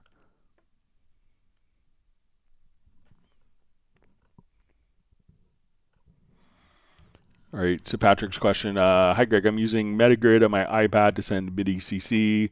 I'm sending standard CC messages from a fader to control CC1, 11, etc. Other faders I'm converting into track volume faders using the MIDI remote. In both cases, I can't figure out how I can output messages from Cubase to have the faders follow Cubase.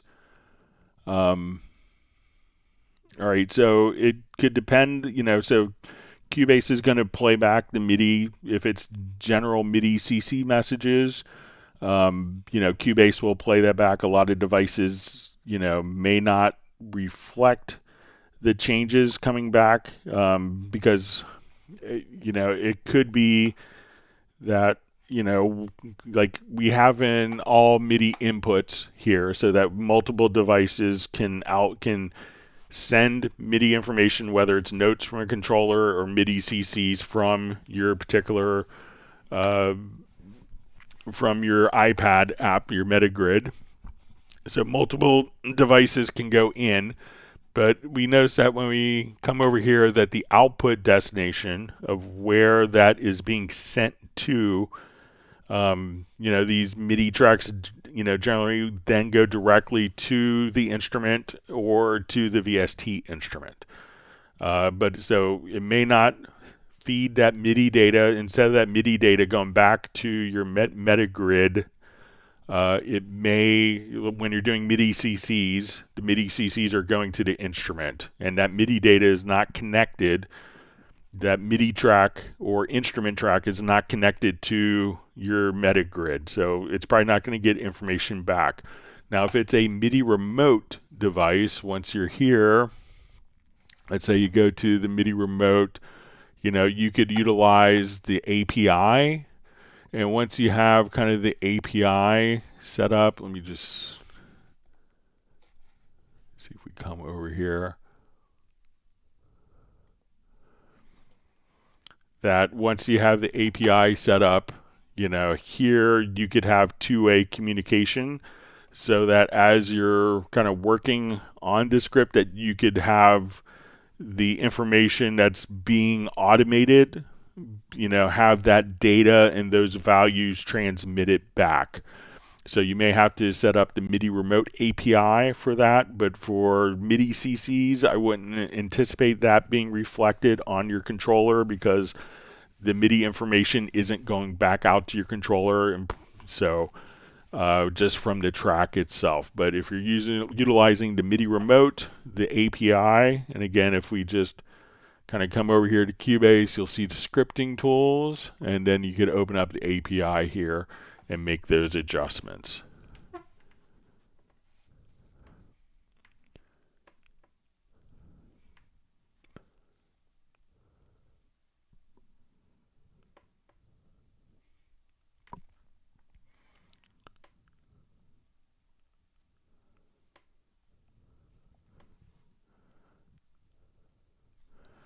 Okay, so we see Enrique just doesn't want to pass out on the project as it's registered. So if you know anyone that has a Cubase 11 license that they'll lend you an e-licenser key, then you could, open up your Cubase SX3. But,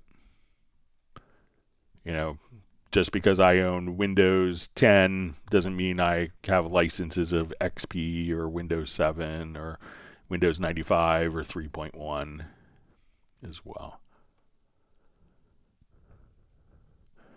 All right, so we see WarU303 says, thanks for the answer regarding using Mediabay. I was figuring I could use that some more of the simple file browser on the right-hand side.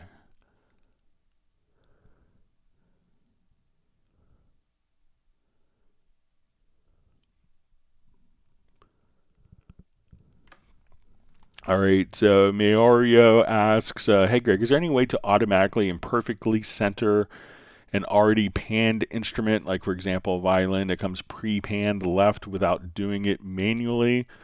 So, if you have orchestral devices, like orchestral instruments, and let's say, as we're kind of working on the orchestral instruments, let me just,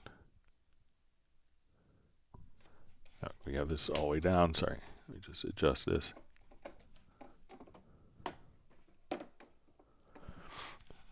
So, many of the instruments will be panned.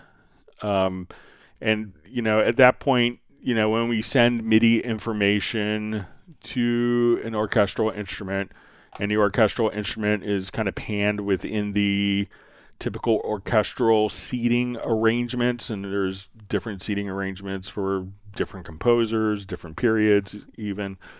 Cubase is sending out the MIDI information, the MIDI note. And it, when we send the MIDI information out, even if it's a VST, if it's panned, we don't necessarily know from the instrument where it's sitting in the pan spectrum if it was sampled that way.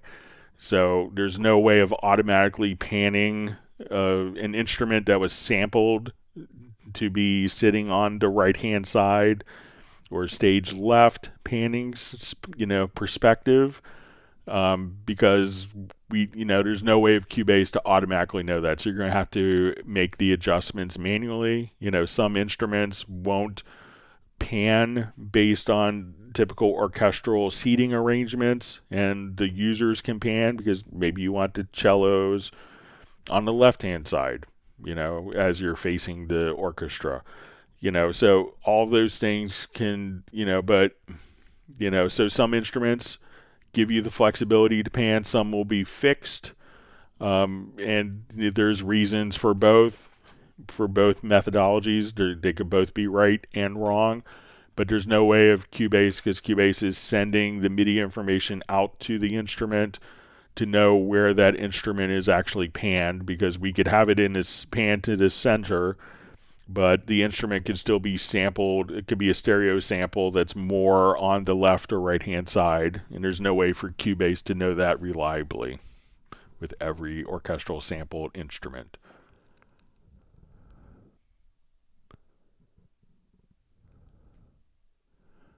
See Tim Weinheimer just giving a big shout out to Jazz Dude for all of his work on the live streams. It's always appreciated.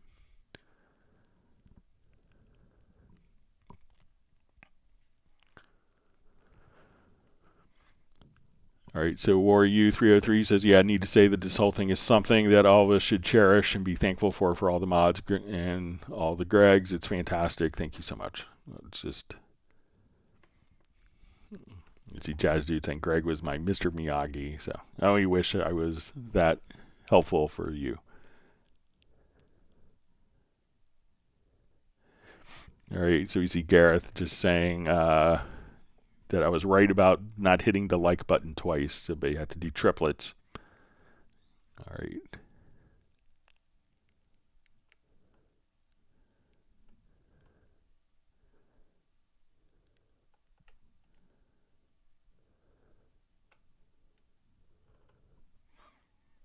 All right, sorry, my chat field just moved and jumped on me.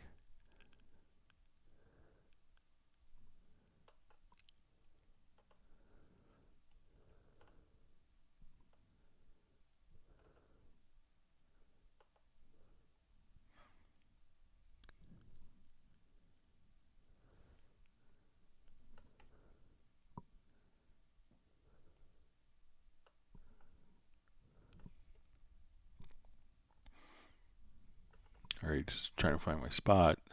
All right, so I think I'm back. All right, so I have a question from Dimitro. Hi, I have an automation curve for a VST plugin parameter in Cubase. I want to copy this automation curve to MIDI track as a CC curve. Is it possible to do this? And if so, how? All right, so let's take a look. I think we could do it. Let's give it a shot.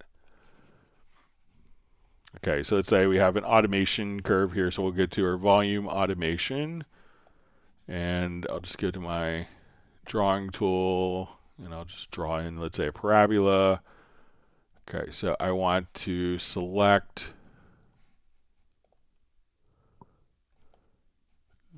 these points here.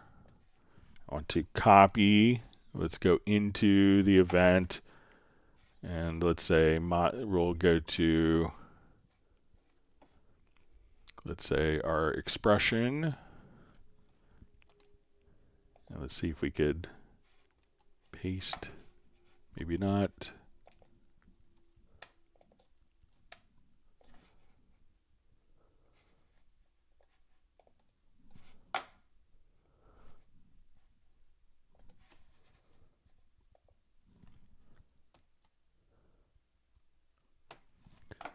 So it doesn't look like we could do the automation. Let's see if we could go the other way.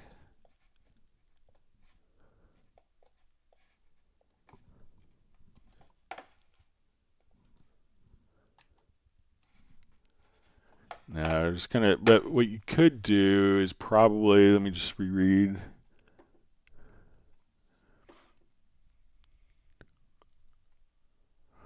So let's say if I come over here and we go to the automation parameters. So let's say we want to go to more, and then we could go to MIDI channel, and then we can see all CC. So let's say, okay, let's come over here, and we want we'll do our expression control again. And now let's see if we could paste that. So let me just,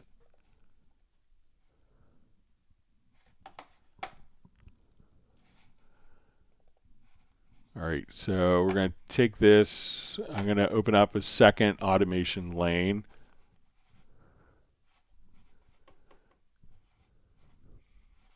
Okay, so let's say we have, so let's say we have expression data here. So again, we could come over and say, you'll see under more, go down to MIDI channel to all CC. So let's see if we can now copy this data here from the project window, select this, and paste. So yeah, you could do that as well. And then we could just, so give that a try. So let's try selecting the MIDI CC here. If you select more, go under MIDI channel, and then, so I'm going to just totally kill all this data so that we could have the expression or modulation. We could see our volume curve here. So again, copy, select the MIDI CC11, and paste like that. So give that a shot.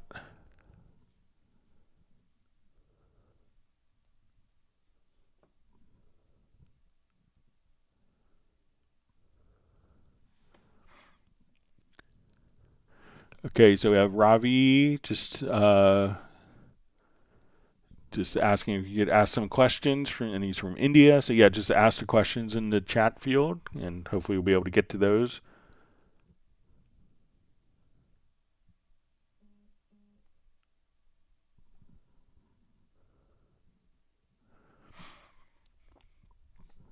Okay, so we see from More U303, just says,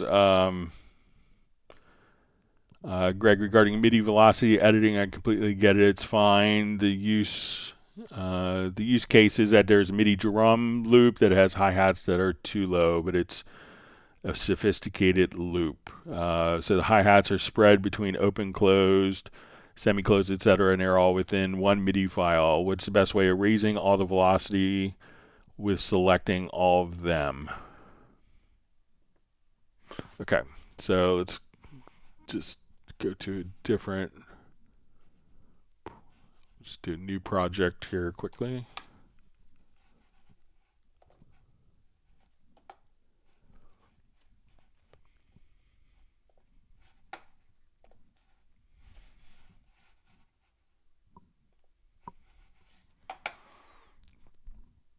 Okay, so let's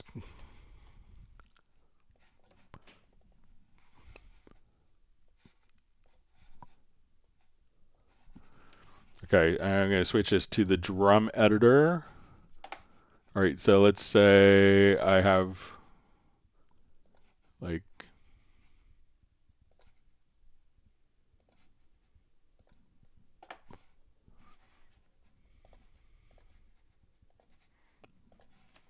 all right, and let's just put in some hi-hats. All right, and we want to, let's say we'll adjust the velocity of these hi-hats, and let's say we're going to have a pedal hi-hat here and an open hi-hat here a couple times. Okay, so let's look at this in our full screen editor. So let's say, okay, we have, and when we look at this, what's kind of cool is, we could say, okay, let me just get rid of that last bit here.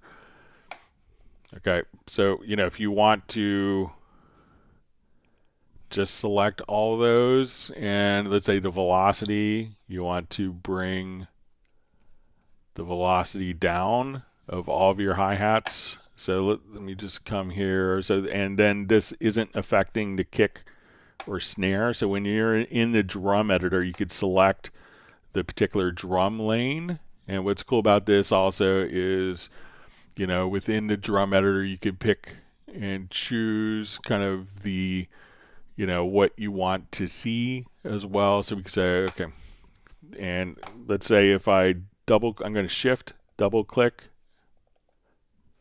I could just take all of these. Let's say I want to take these lanes, and let's say if I bring them all up. All right, so, but, if you wanted to manually select, you could do that, or if you shift and double click, and let me see if you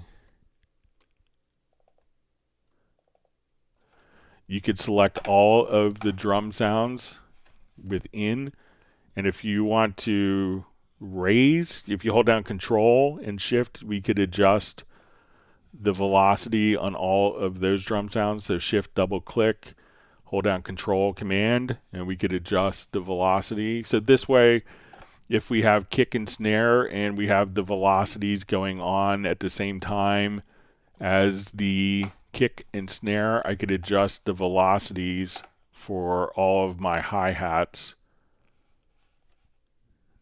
just that easily without affecting the kick or snare. So this is the beauty of editing kind of within the drum editor, because where you have different velocities that are kind of at the same time. So if you're editing this in a typical MIDI key editor, it's hard to know exactly which velocities when you go to select that you're editing, but in the drum editor, you could very easily just select, and now I'm not seeing the kick or snare velocities, I'm only seeing the velocities for the selected event here on the left-hand side. So this makes it super fast and easy to do like drum velocity editing on individual drums, as opposed to a typical piano roll key editor type of environment.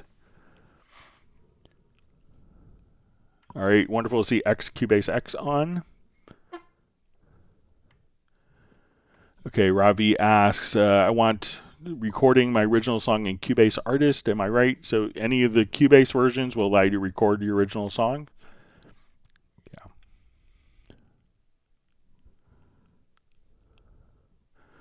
All right, so While I'm Gaming asks, is there any official opinion on performance depending on the operating system? In other words, is there an official recommendation or known facts to use Macs over PC? So no, there's both Mac OS and Windows work, very well.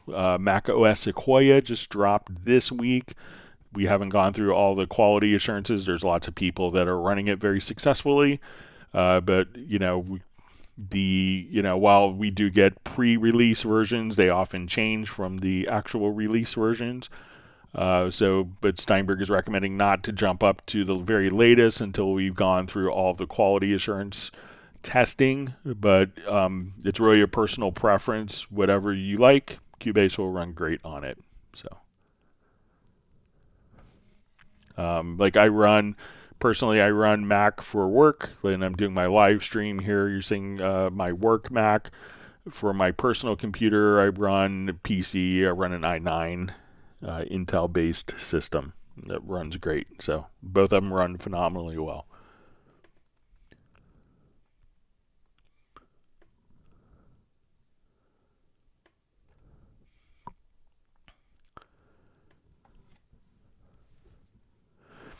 All right, so we see it says hello, Greg M. Shaddad from Saudi. How about Dolby Atmos? So yeah, Cubase will do Dolby Atmos, no problems.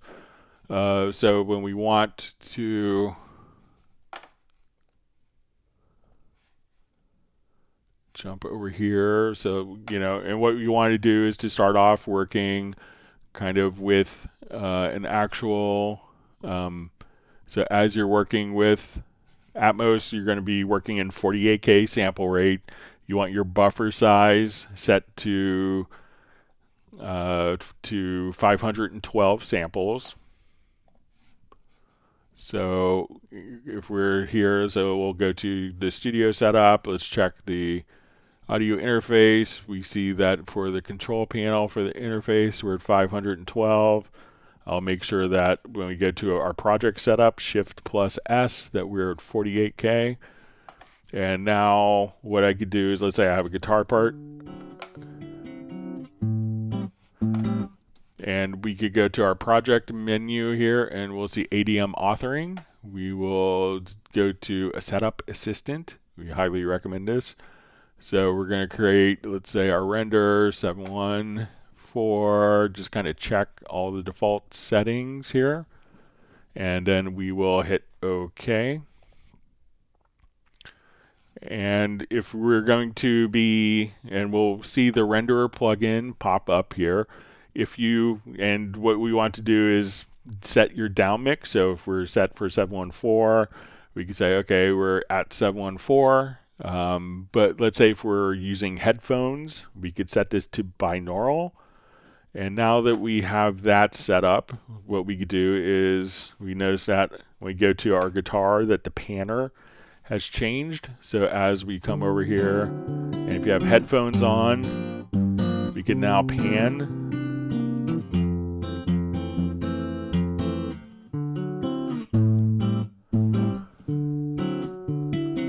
And we could come over here and adjust the height.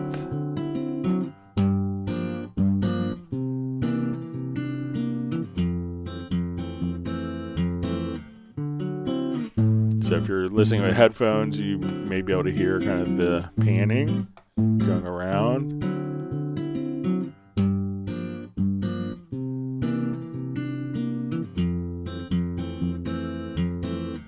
And we could automate these changes.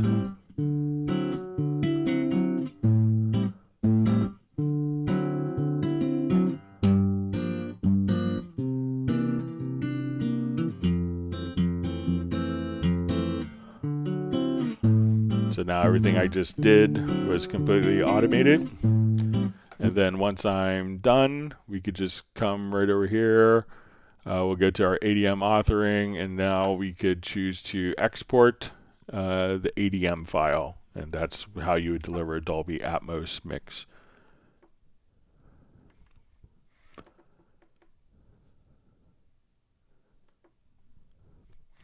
All right, Perch Hunter asks, is it possible to find some command or some other way to make selected notes random velocity? I mean, some way achieved more human, more realistic performance, especially orchestral libraries.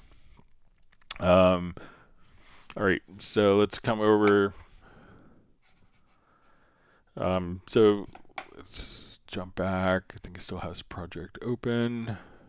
All right.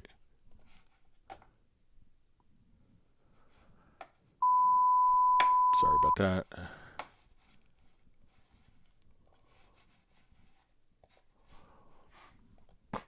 All right, so if you want to randomize the velocity, so let's say here we have pretty much like the same velocity.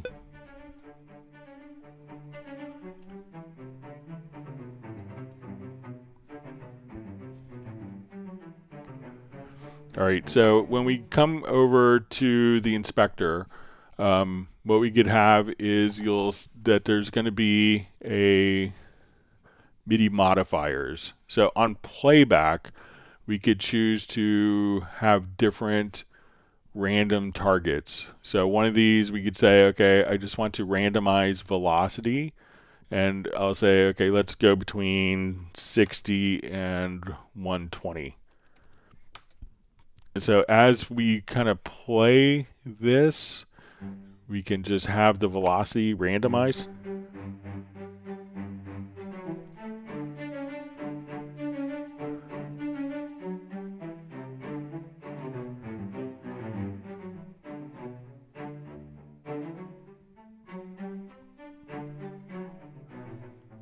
And if we turn this off,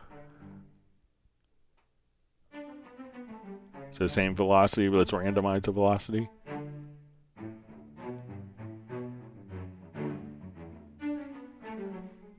Now we may not see this reflected in the velocity until we go to MIDI and choose freeze MIDI modifiers, and then we could see the values reflected. Now we could also, if you want to do very sophisticated things, we could go into the MIDI logical editor,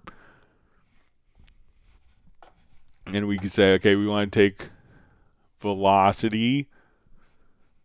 Okay, so I'll just remove, we'll start from scratch.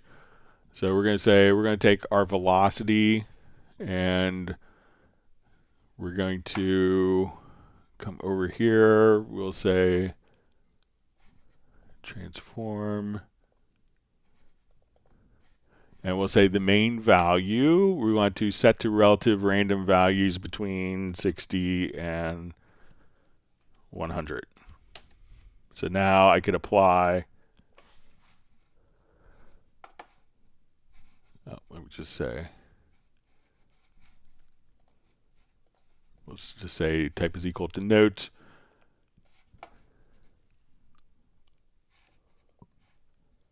And we'll say velocity set to random values between 60 and 100.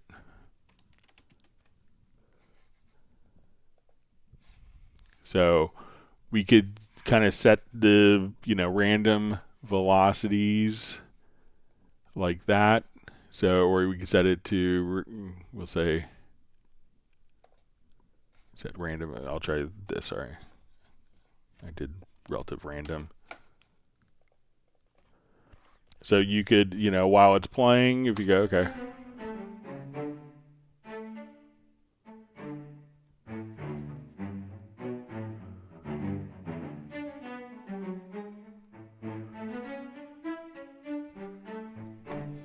Or we could say, let's set it to a fixed value so you could hear the difference.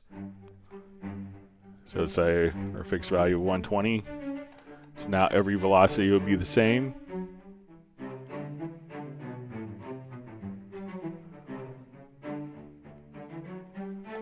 Or let's say between 80 and 100.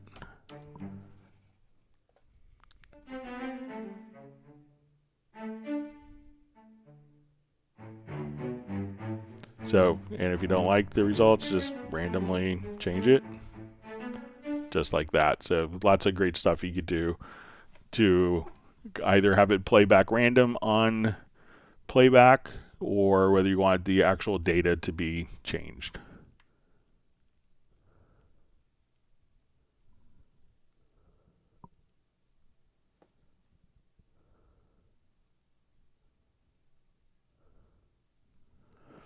All right, so you see from U 303 just says, but some of the MIDI notes are already in perfect velocity. You don't want to touch those. Maybe the best use case is just to visually select the ones that are two down. There's no way. So yeah, so I think the drum editor, and realize that you may have wrote that after I showed the drum editor, but let me know if the drum editor doesn't work for you.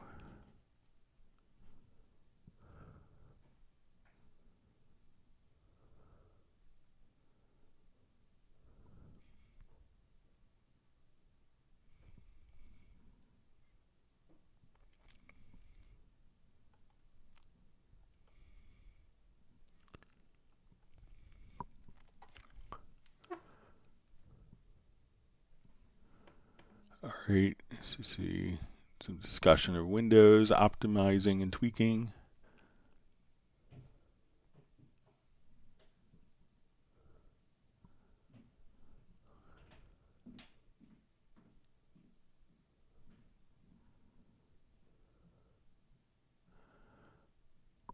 Okay, so we have a question from Flyvy. Another question, Greg. What does AQ do? Automatic MIDI record quantize? That's exactly it. So let's say I want to record in a bunch of notes and I want to quantize them. So let's say I want to take this particular instrument. I'll make it just a slightly bit louder. I think we might be, we're maxed out. All right. All right, so I'm going to set my quantize value here. So we're going to set it to eighth notes. So I will record, and I'll just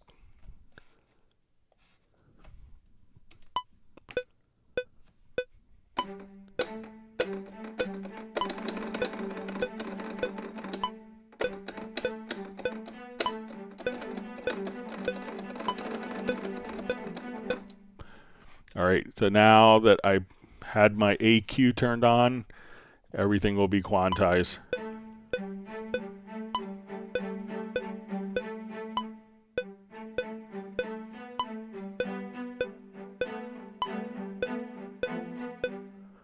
So, and if I set this to quantize the 16th notes, and especially with drums, people use it a lot.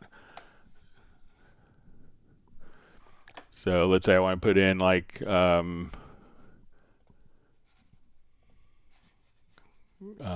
eighth notes on hi-hats. I can just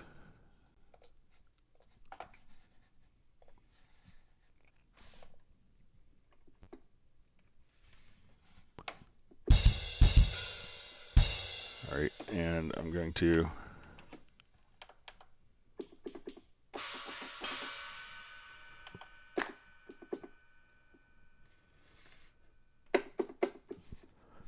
all right, so let's say we have our hi-hat here, and I'll just make this a little louder.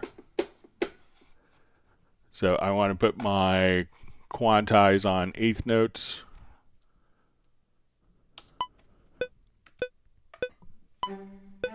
I'll mute this. So if I just go,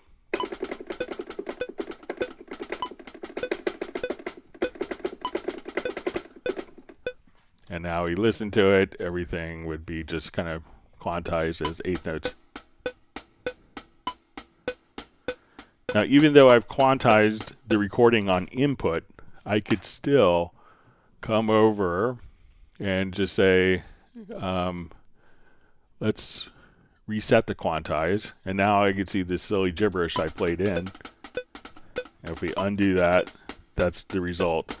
So even though you quantized it and on input it was recorded with the quantization, you can still choose to undo that quantization after the fact.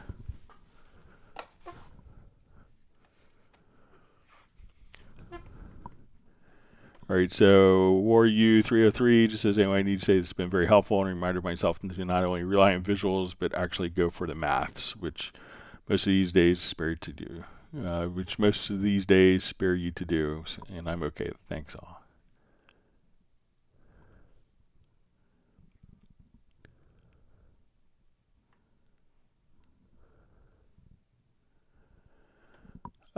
So we see Randy Lee asks, anything like Audio Lens by Isotope in Cubase? I'm not sure what that is, but let me just see. I'll do a quick search on my...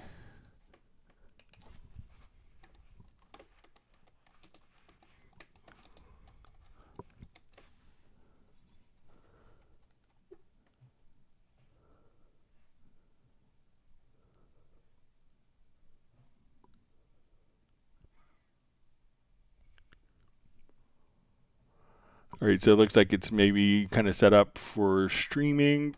So one of the things So, we could definitely use kind of referencing tracks. So let's say if I wanted to do a reference track in Cubase, I'll open up a quick project here.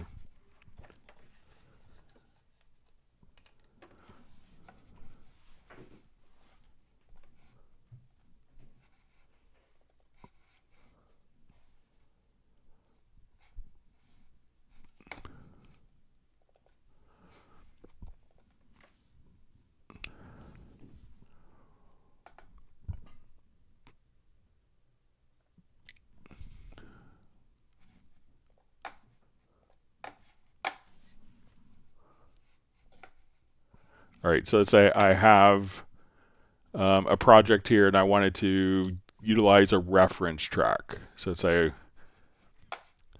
that we're playing along here. Get my keyboard to wake up. So what I could do is, all right, so I have let's say this is a mix down track and I want to take this particular track, or 24-bit mixes, and I want to put a nasty EQ on it.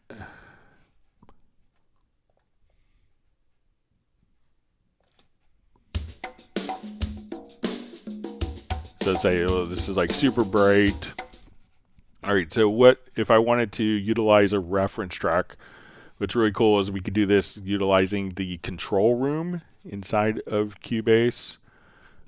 So at this point, I'm going to take this particular track and route it to no bus. And in the control room area, in the Q sends, I'm going to put it into my fourth, or I'll just put it into like a Q mix in the control room. And we'll set it to 0 dB. So right now, I could just go to my control room and we could listen to our different cues. So I could listen to kind of the track, my song, my mix with all the different elements here. And now if I wanted to listen to the other track as a reference, I could come here and switch. And now we're only hearing this track that's being sent. So let's say on my mix here, I decided to put a flanger on my main output. And the problem with doing, just putting a track in here is if you have processing on your master bus, you're taking your reference through the master bus. So I'll just do something. But now, when I come here, I could listen to just the reference, and it's not going through any of the master bus processing that we have the flanger on here. But we're only hearing this track, and we could check the levels and just have our reference. Now, if you needed to export it and export your mix for for known standards, if you're doing Spotify, it's going to be like minus 14 LUFS. But when you come over, you can do your export audio mix down. Once you have your particular track mixed, what's great about it is you could now take the mix down track, and this is kind of like the big mystery with some people. And if we come to our normalize, so say we go to process to normalize, that not only can we set a dB factor, but we can say, okay, I want it to be my loudness normalizing at minus 14 LUFS. And now that will take my mix down file and automatically make it minus 14 LUFS, or minus 23 LUFS if I was delivering for post-production. So not only can you set up reference tracks very easily, but you could deliver at kind of well-known standards. So let me know if that's helpful for you, Randy. And it's great to see you on the live stream, as always.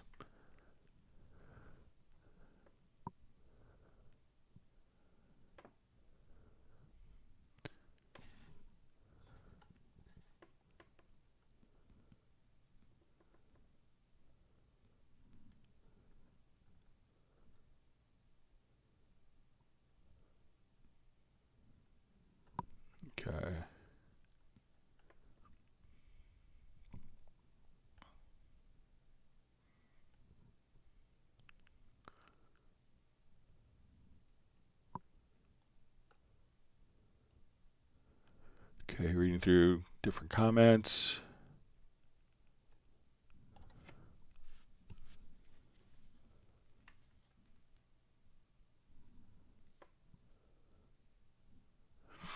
All right, so you see Danielle is not updated during this period because the move to VST3 causes personally too much money, and I do not see a reason to update. Did calculate for me total cost because of VST3. So I'm still kind of confused by this because, Cubase 13 runs VST2 as well as VST3. So I'm not sure why it would cost you more if your VST2 plugins work, because I know you're running on a Windows platform. If you're running VST2 plugins, you can't run those natively on Apple Silicon. You could run them in Rosetta mode, but if you're on Windows, VST2 plugins still work. So if you could explain to me why it costs you more because you can still run VST2 and VST3.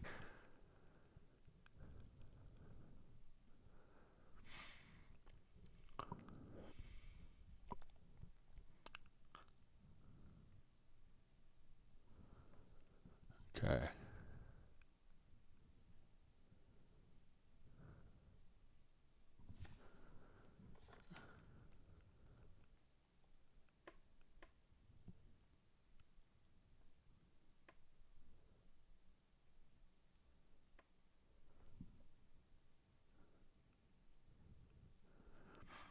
All right, so we see from Daja or DAJA says, yes, my master fader is set to 0 dB. I'm not using control room. The project peaks in the master fader at minus 12 dB, but the exported mixdown is a very weak, quiet file. So if you want to send me like just like even if you want to email me a project, see if you just run like a test tone, a simple test tone, and then at that point, just like we showed earlier, run that test tone into the project. You shouldn't really have, I'll just illustrate this one more time here. So make sure you don't have any dynamics processing going on in any way. But, let's find kind of what the culprit is. So if I have an audio track and we have our oscillator and it's set to minus 18 dB, I will record. I'll just put this plugin on my input here and we will record this track.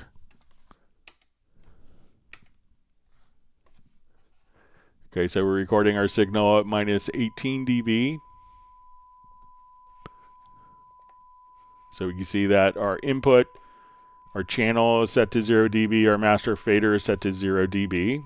All right, so we're done recording. Now let's look, we'll do our export audio mixdown.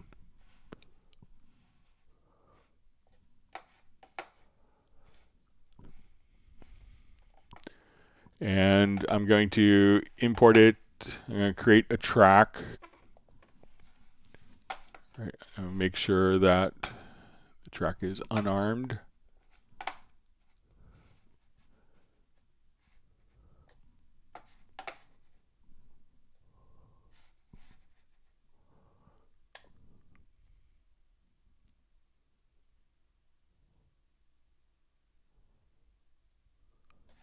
And we see that it's the same levels here. So let's go ahead and I'll just turn these down. We look at the meters for this track. We will see that the exported volume is going to be same. And why we see this a little bit louder is our pan law. But if we look at the waveforms here, the signal from the input to the channel to the exported file is all identical. So, if you want to send me a project, I'd be happy to take a look at it and see if there's any areas where, that there could be gain anomalies or something that's affecting the gain structure.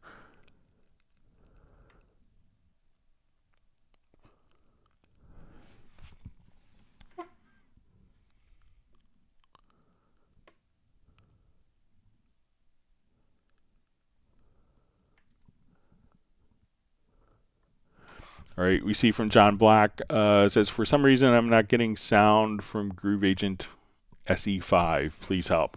All right, so as we're doing this, first we want to make sure that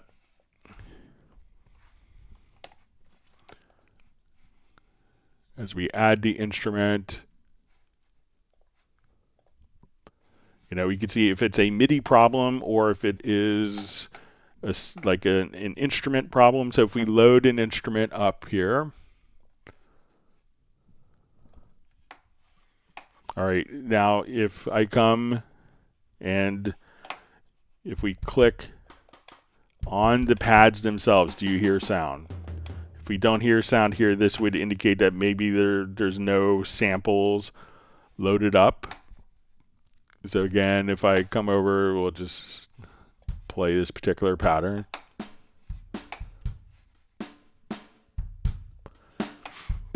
All right, so we can see now if you're able to click on, make sure that you have the instrument selected. And then when you have the instrument selected, and if you click on the pad, see if you hear sound there. If you're not hearing, if you see the kit kind of loaded up and it looks like you see the meters, it could be that when you go to Groove Agent here, that it's like routing output. Maybe it's set to no bus. So I could still see meters, and I'm going to check the output here and make sure that it's routed to like the stereo out bus. So make sure you have the routing. Now, if you hear the sounds when you play it here, but you're not really hearing it when you're playing from a MIDI controller, that could be a MIDI communication problem. And to check that, we want to make sure that you're set to all MIDI inputs and that your MIDI controller is set up here. So if this is set to IAC, I play, I can hear the pads when I click on them, but when I play MIDI, because I have the wrong MIDI port assigned or the wrong MIDI channel assigned, then I won't hear it. So if you could let me know if the kit looks like it loads okay, if you don't get any messages, it's missing samples, if you hear it when you click on the pads or you don't hear it when you're playing it from a MIDI controller, that would be helpful, or if you don't hear anything. So.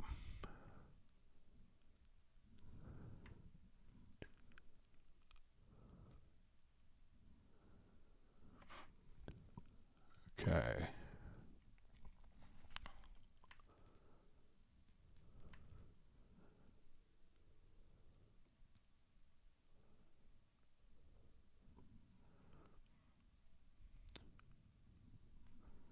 Okay, reading through comments.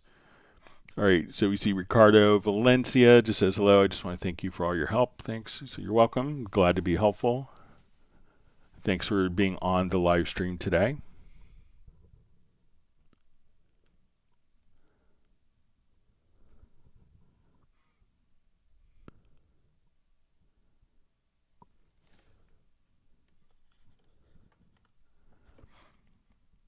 All right, you see a kind word from John Black. Says, by the way, Greg, you're an absolute gift to all of us Cubase owners. Thanks and Godspeed. That's very kind. It makes me feel very special to be able to help people. So, but thank you for the kind words. It means a lot.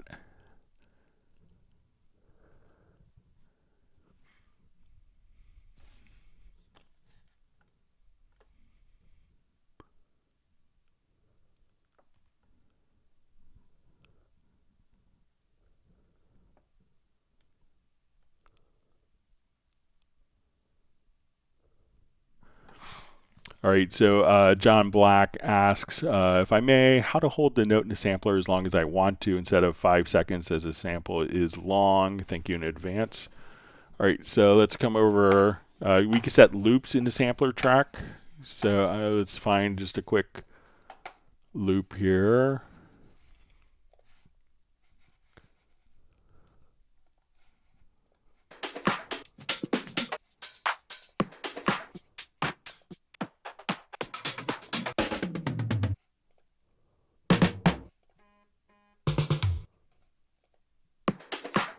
Okay, so let's add a sampler track. All right, so now I come over and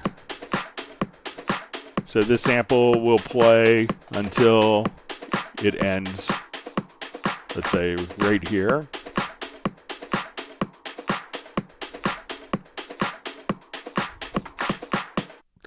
All right, so what we could do is just say we want to do a continuous loop, and now as I hold the note down,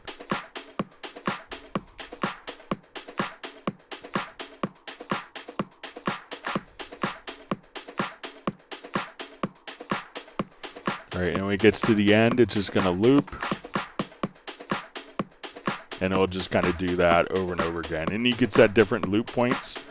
So let's say, okay, I want this sample to loop to, let's say, right there.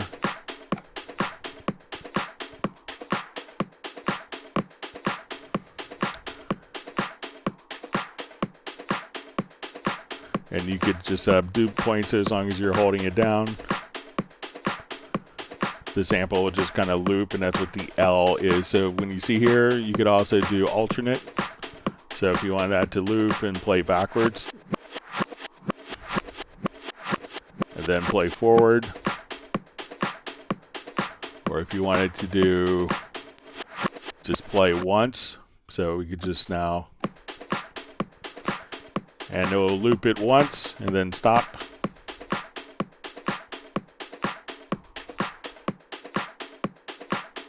Then it will continue to play on, or you could just say, you know, until release. So you could just kind of, so try experimenting with that.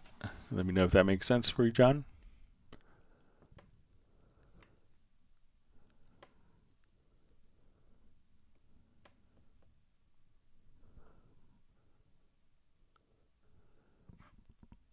All right, so Henry Flurry just says, I appreciate it, Greg. You're welcome.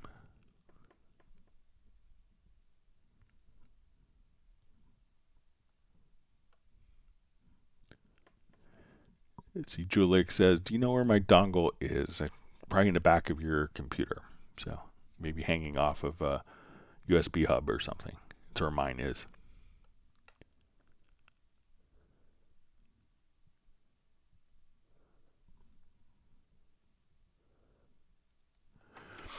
All right, so we see Tim K just says, after using my voucher code for Absolute, Steinberg sent me another loyalty voucher code for Absolute. Same with Wavelab Pro, no heartburn, but duplicate vouchers aren't really useful. So let me know if there's like a, you know, if there's any other voucher that you need, because you probably have one for Dorico as well. So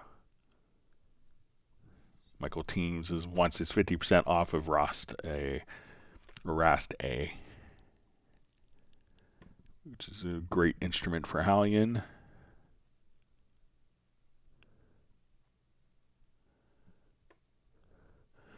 All right, so a question. Hi, just wondering if you could add Vari audio on sampler tracks. So it's not done within the sampler track, but if you have an audio file. I feel the way. So let's just come here. I want to take that file, and we've done Vari audio editing on it. So say we listen to it again. I feel the way. I could now come over, and now we could listen to it here. I feel the way. All right, so now what we could do is just simply, you know, if there's a couple different ways to approach it. One is, let's say, within the Vari audio editor here.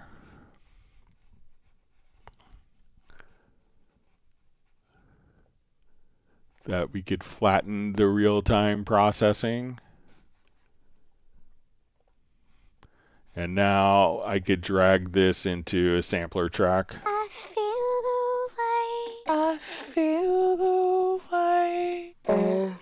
So while you don't do it inside of Vari Audio, you could take the result of the Vari Audio in this from a file and drop it into the sampler track, but no Vari Audio editing within the sampler track. But I don't think it I, I don't think there's any consequences of doing it the other way. But let me know if I'm wrong.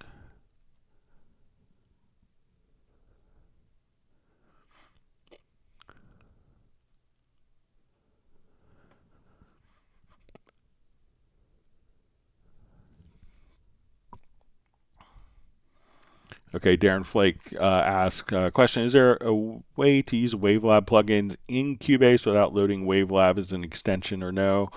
So yeah, the Wavelab plugins are going to be, fixed to Wavelab. Most of the plugins are going to be, I would say probably 90% of the plugins will be the same between Cubase and Wavelab. There will be some like specific mastering and restoration, but just because you have a Wavelab version, it could be tied to Wavelab, and the plugins won't just open up in Cubase for the plugins that are unique to Wavelab.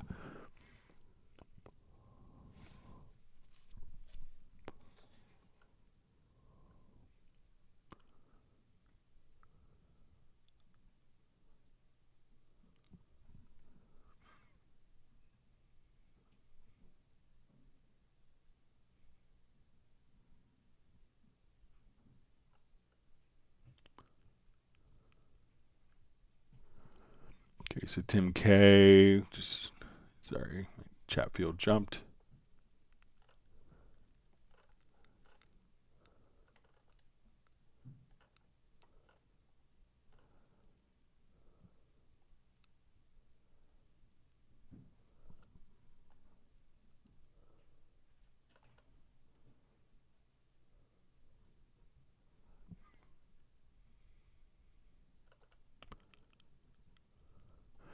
Okay, so Tim K just says, if I've been here long enough to realize that the temporary disadvantage of being a newbie here is offset by the benefit of learning it now rather than having to learn when things were harder. So.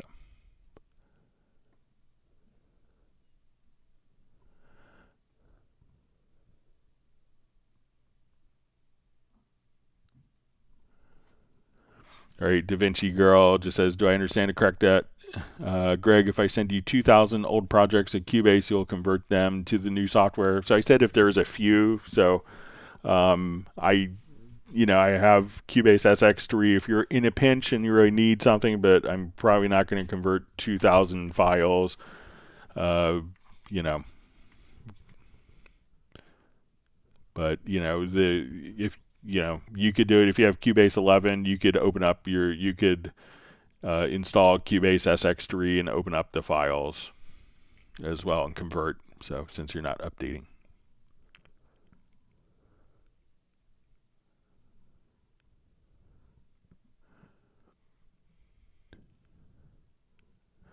All right, Recyclop asks, question, is there a way to mix lanes together without putting them on separate tracks? So when we have lanes, it's going to, we could think of it as being, there's going to be, you have multiple elements, but one track is going to sound at a time. So if we are, let me just find my project here.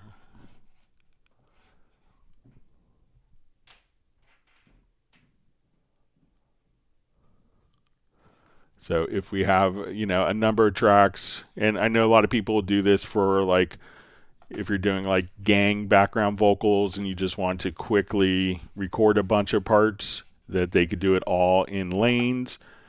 But there's going to be, when we go to the lanes, there's going to be one thing that sounds at a time. If you wanted to hear more than one device, that's when you would select the lanes and right click and just say, create tracks from lanes. And now you could hear them all stacked together. But the concept of lanes is we have one voice that's sounding, one audio file that's playing on a track at a time. And I can see maybe where you might do that in the old days when you had 2 or 4 tracks. But, if we have unlimited tracks, there's really no consequence of switching them to tracks other than 2 mouse clicks.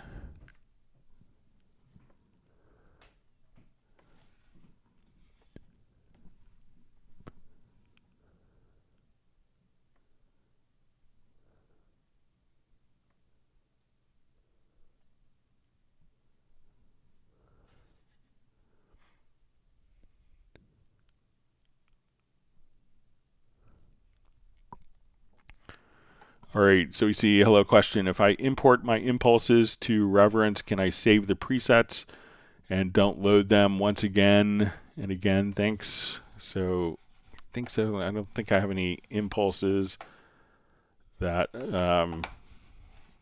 that I could really test with, but I'll just load a random file in. So let's say we add an effects channel track, and we'll go to Reverence, and Reverence is a convolution reverb, meaning that it takes samples and uses that as the basis. So I will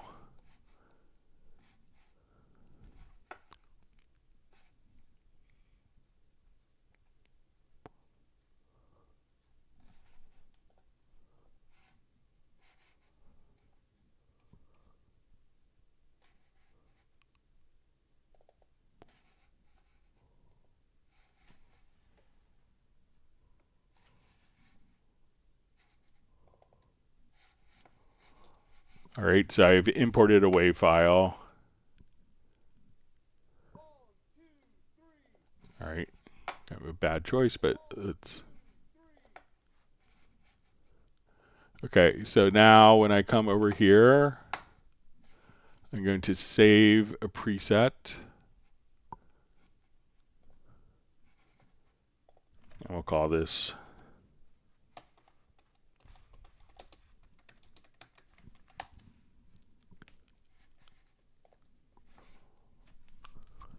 okay. So the wave, the impulse is snare top 07.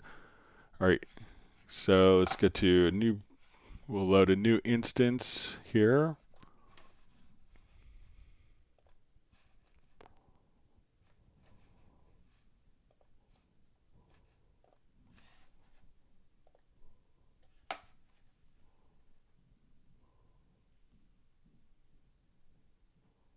All right, and let me see.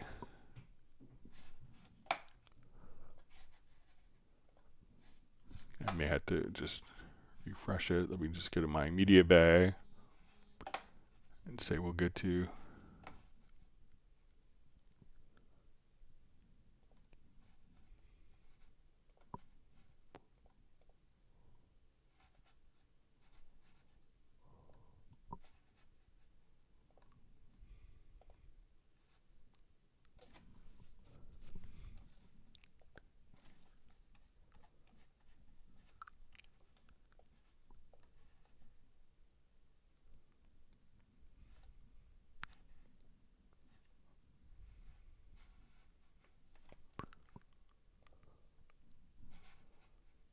sorry, let me just, sorry, it's not under factory, it's going to be under user, sorry.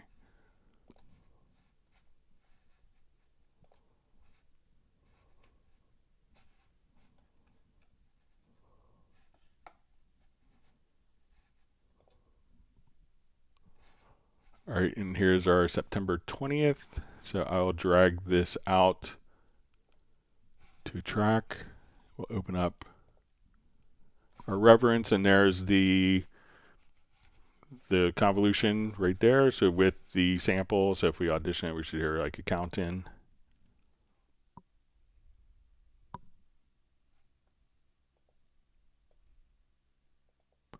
So that's how you could do it. So just save it as a preset, and then you could access it from your user presets for Reverence with your own convolution.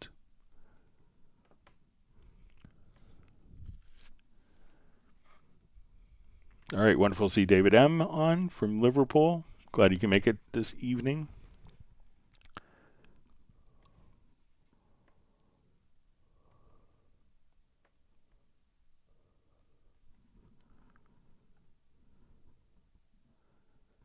Okay, great to see Sable Winters on.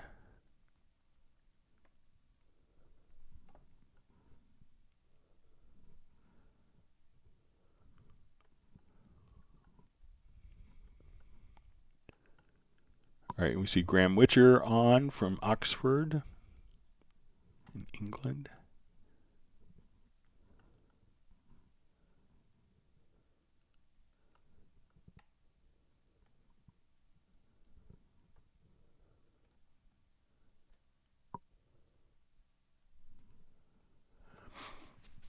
All right, so Patrick Svensson asks, hi Greg, I purchased a Pro Drums bundle via Steinberg. Is it possible to convert those .vst sound to WAV files so I can have the library in WAV instead of .vst sound? So probably not, so when you're doing a VST sound, obviously, when people are doing large sample libraries, it takes an incredible amount of time and effort and finances to do. So they may not want to convert it to something that other people could freely use without any rights management. So I don't think you'll be able to do it, but I was never able to get a license for the Pro Drums. It's actually it's developed by a third-party company. It's not a Steinberg thing. But that would be my inclination, but I could be wrong because I haven't had a chance to actually play with it. All right, so Bratman Studio says, hey Greg, just want to say hello. I'm enjoying Absolute 6 and would suggest that bundle while the discount is on. Southern California is overcast and gloomy. Yeah, so, we are doing the 40th anniversary promotion. It's going on through September 25th. So it's going to be ending next week. So make sure that, you take advantage of all the wonderful sales and vouchers that are available to you.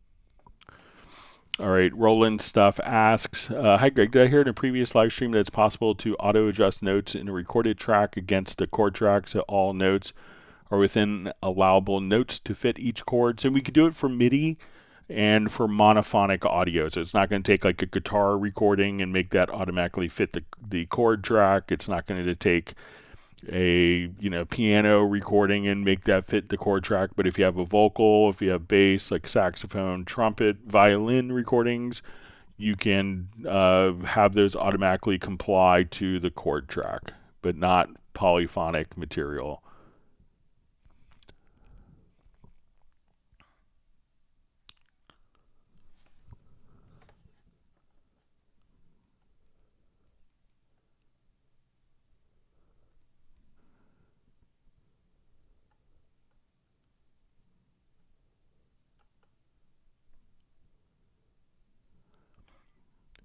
Okay, just reading through comments here.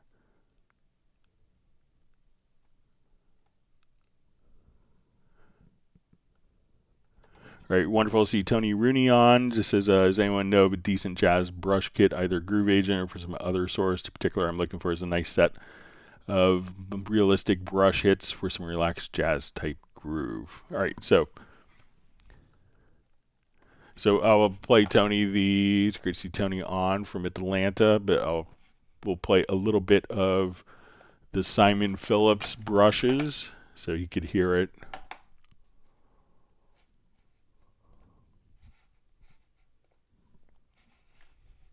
So if you get the Simon Phillips Jazz Kit.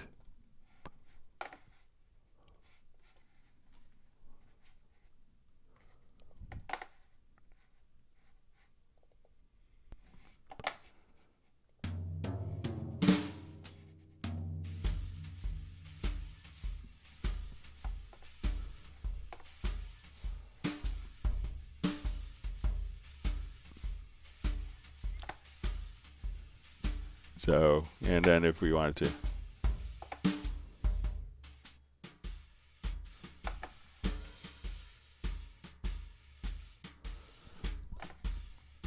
So we'll do like a jazz waltz with brush.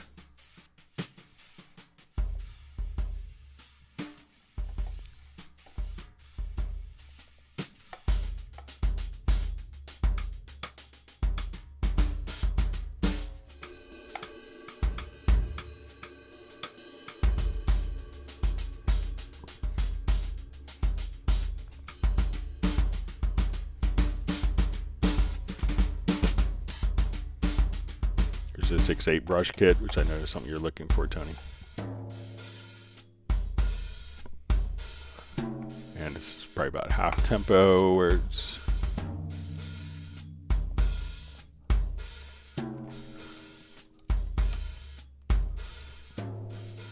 adjust the tempo on this.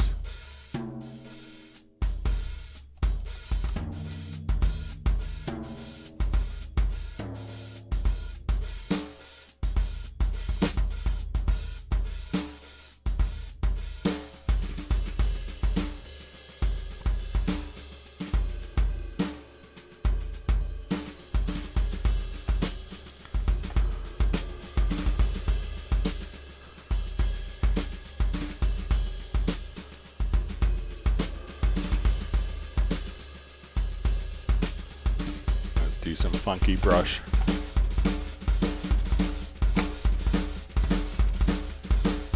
Take this down to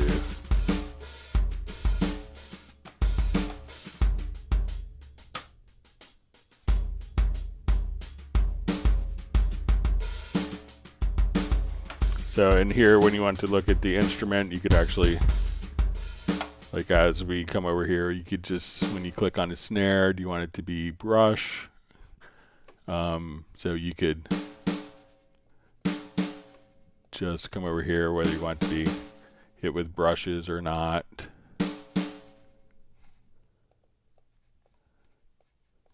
So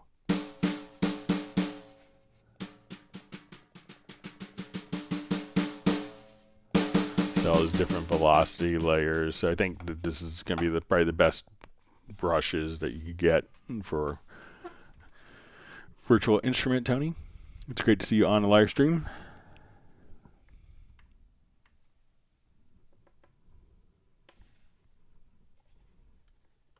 I see Gerald Ely also uses the Simon Phillips jazz drums.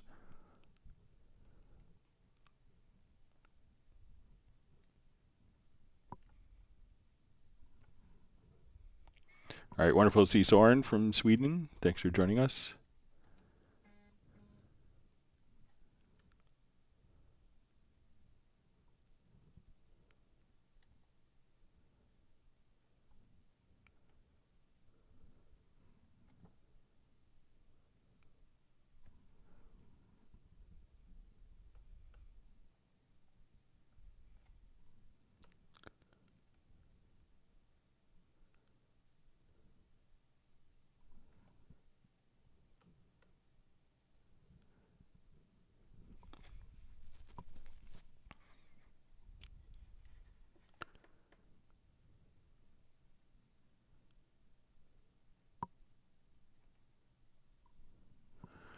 All right, Ronnie Martinson Bond asks, when I do a master mix in Wavelab, I can adjust it to Spotify output level. Is there a similar tool in Cubase? So so once we have a particular file, a lot of times it's just going to be handling like the specific loudness units level. So, and all you would have to do is, if you get to audio processes, normalize, and then you could set the loudness unit level here to like minus 14 LUFS, which is going to be what Spotify uses. So there's some other things that Wavelab does, and you could do for multiple delivery formats at once, but if you just want to set it for the right level for Spotify, you could normalize the mixed down file inside of Cubase. All right, so we see Sable Winters just says, wait, so Cubase 13 runs VST2 also? So yes, it does on Windows.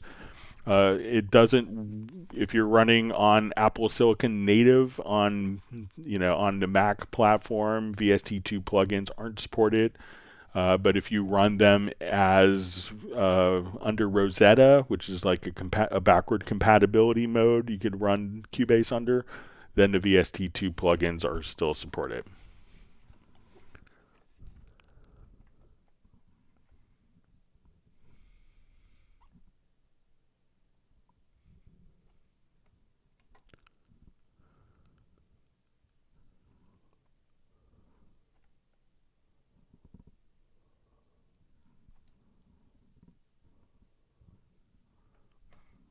Okay. Just read through comments. Thanks for all the great questions.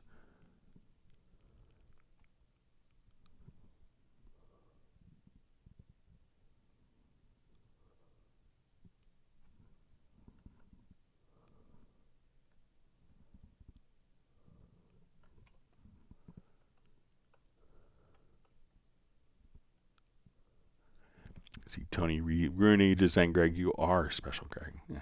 I'm just an Oompa Loompa in a world of Willy Wonkas. So I see Fly V says, thanks for all your help, Greg. Here's some true love. So thank you so much. It means a lot. I appreciate all the kind comments that people share.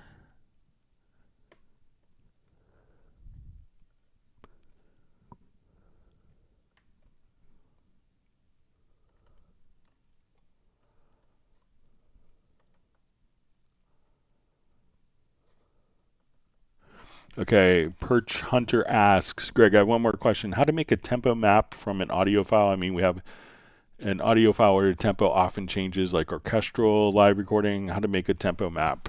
All right, so we could just kind of do this internally. There's a detect tempo function. So we'll come over here. Let's do.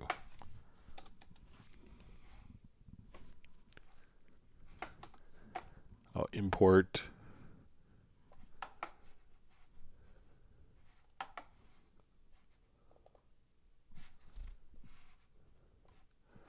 Okay, so let's say we have no tempo map for this file here.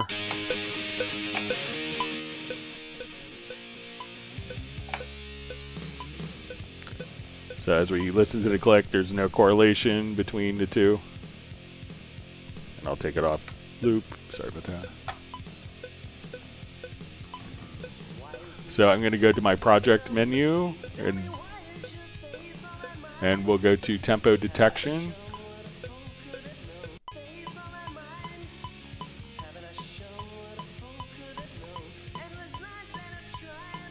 And now we have a tempo map. So if I want to come here, let's say, okay, we're going to start.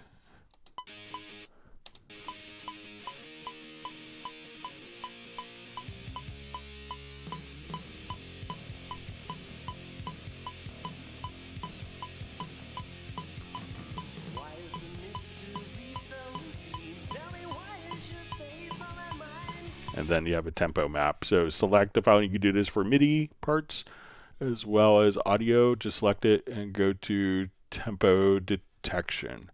And then you'll have a tempo map that's created for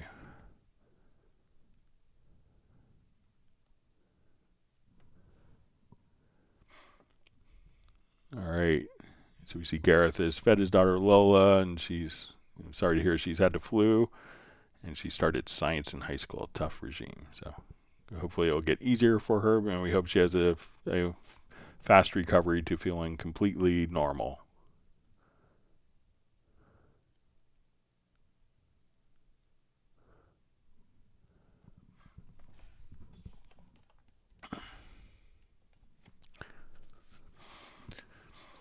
All right, so we see Bratman Studios says, Greg, is there an auto mix like component in WaveLab like an Ozone to do a quick mastering of a 2-track? So I think that a lot of the kind of automatic, I mean, there's different presets that you could use, but, you know, it's not like a, you know, like a marketed AI, you know, auto mix solution, auto master that's going to do everything in 2 mouse clicks. And I think that's really almost, you know, depreciates the value of mastering and the concept, you know, because I think anything that's like a 2-step thing, you could drop a track preset, you know, so a lot of those things we could come over here and just say, okay, I want to go to presets, track, audio, and, you know, we could just choose mastering.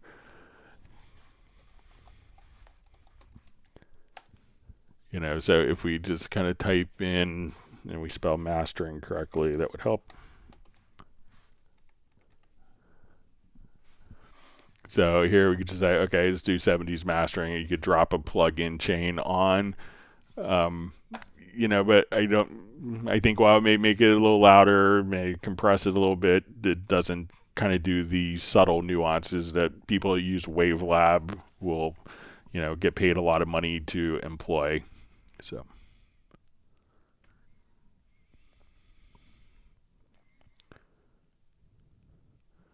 All right, so we see from Daja says, "Hi, Greg. Thank you, Greg, and the forum and your expertise in particular are truly invaluable. Thank you for the kind words again."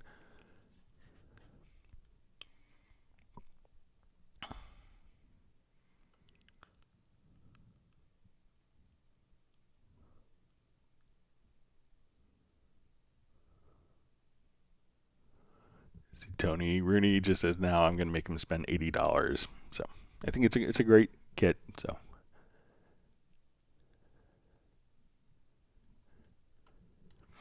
All right, Tony Rooney just says, "All right, I'm sold. The Simon Phillips Jazz kit sounds freaking great. You don't work on commission, do you, Greg?" So actually, I don't. I'm just straight salary. So, but if we sell stuff, that's good. So it allows me to do these live streams and offer this as a service.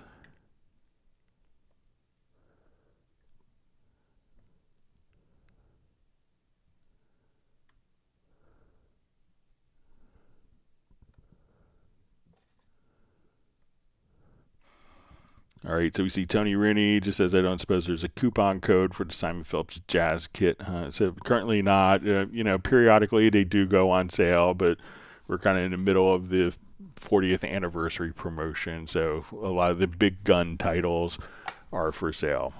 All right, so Roland Stuff asks, "Hi Greg, doing the auto-correcting tuning, a monophonic MIDI track from the chord track. How's that done, please? So you don't reference, so how do you reference one against the other?" Okay, so let me just open up,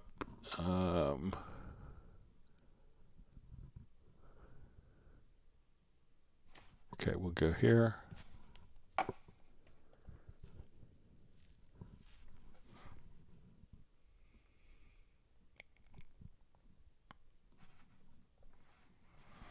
All right, so let's say we have our song, we have a chord track here. I want to take, let's find, let's say our fretless bass part here.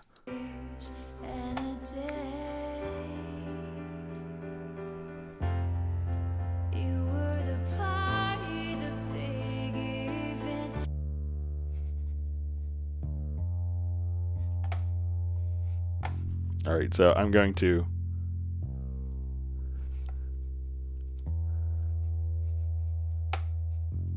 all right, so we have our bass part. So let's say I want to come here and I'm just going to randomize the pitches in the part utilizing the logical editor.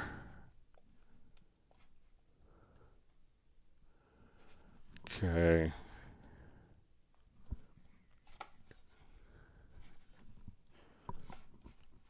All right, so let's come over here. So let's do our logical editor. All right, so I'm going to do a track version. So I'm going to duplicate the track version here.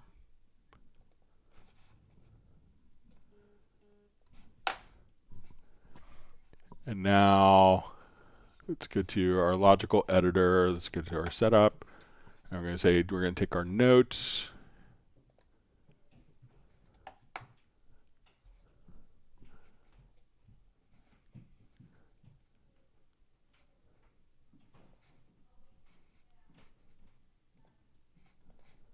Here, I'll just do it in our way real quick. Hang on. So we'll random target pitch.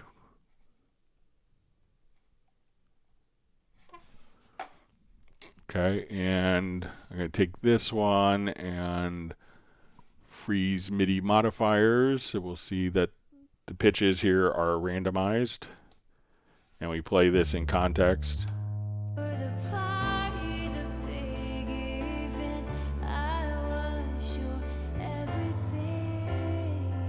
So what I can do now is tell this, we'll go to the chords and say, let's follow the chords and the scales. And we'll say follow directly. And let's do our root notes.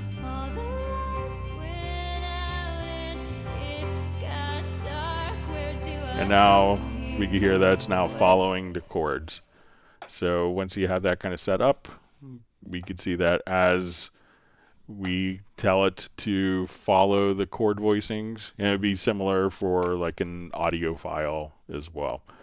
So monophonic file. So that way, once we select it, we go to the chords in the inspector, tell it to follow chords or chords and scales. So if we say chords, we can now just have that.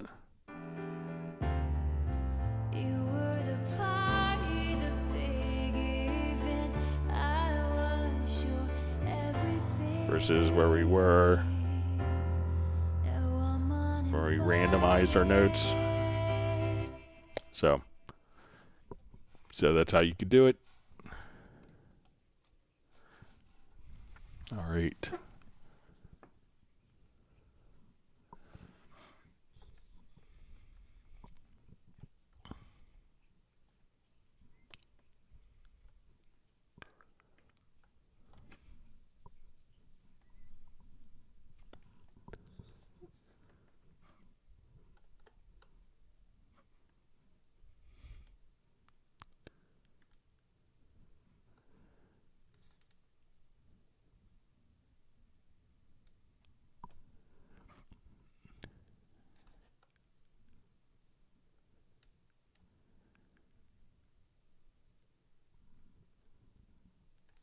All right, so let me jump to some of the questions that were mailed in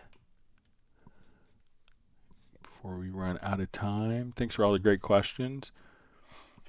All right, so we had this question last time about how to, and I had kind of a brain cramp on it, how to record the articulations in a MIDI event. All right, so let me find today's project. Okay, so when I came here, I just took this particular, I'll take this Bach piece here, and I'll activate the correct project now.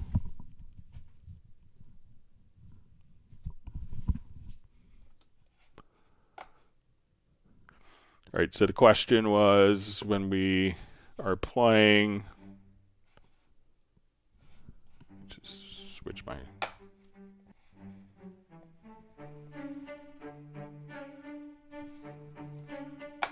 All right, and let me revert this because I think I quantized it.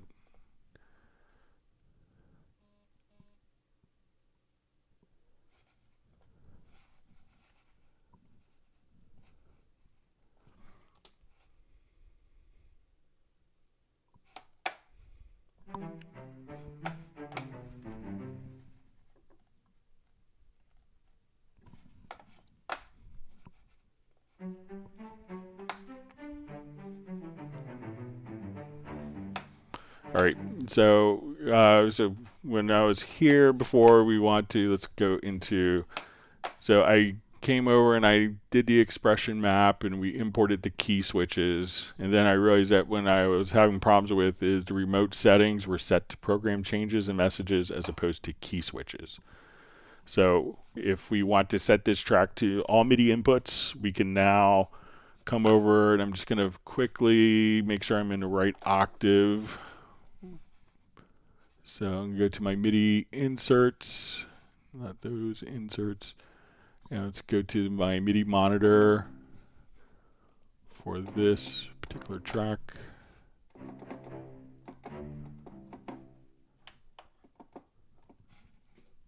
Hang on just one second, I have to help my son with something. Bear with me.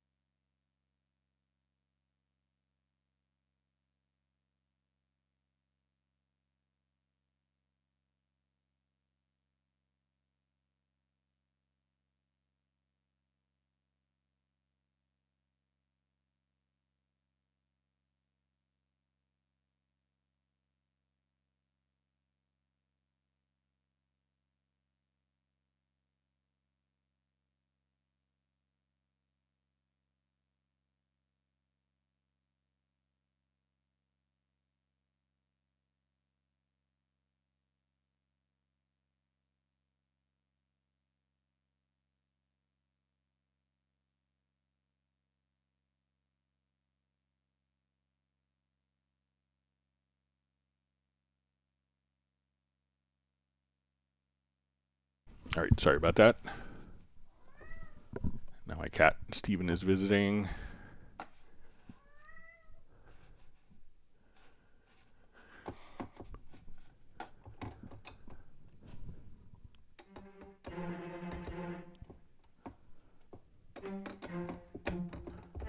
Okay, so what I want to do now is, now that I have that set up and we have our parts, and I'll just take this full screen so we could see this. I'm going to record into the MIDI editor.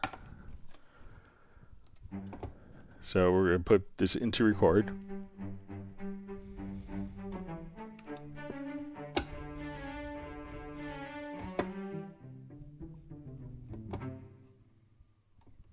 And I'll take it. So let's say we stop recording. Sorry, my keyboard isn't. All right, let me take this out. Sorry. Take it out of cycle.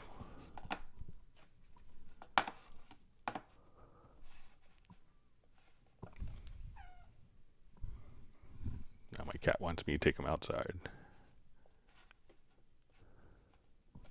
Okay.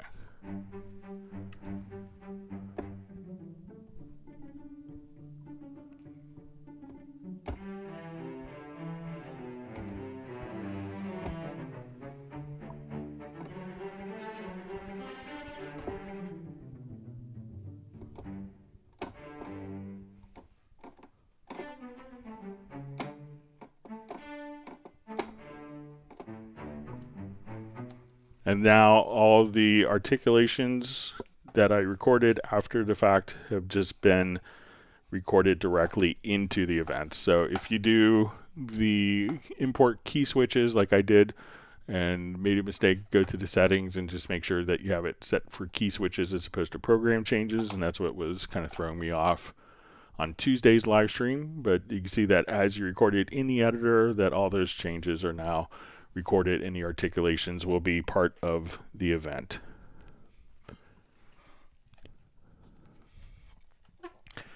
Okay, so we have a question. Sorry, my cat is attacking me now. Wants to go outside, I'm sure. All right, next question is, how do you make a 7.14 object bed in Nuendo? So when we do Atmos work, it's going to be a 7.12 bed because that's kind of what Dolby renderer is expecting to see. We could have 7.14 outs or 7.14 buses and tracks. So it's kind of a confusing thing, but if we look at, and I think I may have it here on, we can see why doesn't the render, and this is from the Dolby website, have a 7.14 or larger beds, and we can see here that, well, we could have buses that are more, but but how the Dolby renderer wants to see it is in 7.12 for communicating with the renderer. So and it says, we do not anticipate adding beds larger than 7.12 as this would prevent compatibility issues with existing masters as well as downstream encoding processes. So it's kind of a Dolby issue rather than, while we can have higher buses, but the beds are going to be designed for 7.12 to work and be compatible with Dolby for their renderer. Okay, next question. Okay, it says, Greg, I have 3 tracks with different instruments in each. I want to shift them right 4 bars to insert a 4th and 5th track. When I select the 3 tracks and drag them 4 bars, the key seems to change and they do not sound the same. I tried this using the edit insert silence method as an alternative, and it worked to insert empty bars, and it maintains the 3 original tracks. Okay, I don't understand why selecting and dragging track bars to the right changes key. Can't set the entire project key to maintain it? All right, so let's take a look at it. All right, so I just did a little project I put together for this, just about an hour before the live stream started.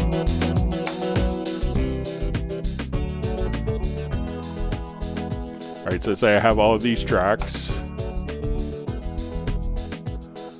All right, so when I move these tracks over,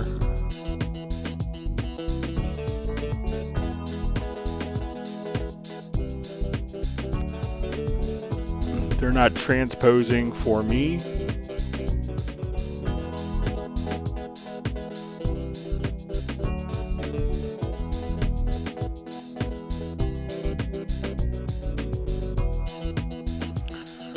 So they all seem, so the one thing I could think of, and as you mentioned, if we come over and say in the middle of this, I want to take these tracks and set, like if I wanted to insert time, that we could go to your range and insert silence. The one thing that I could think of that's maybe happening, and you mentioned,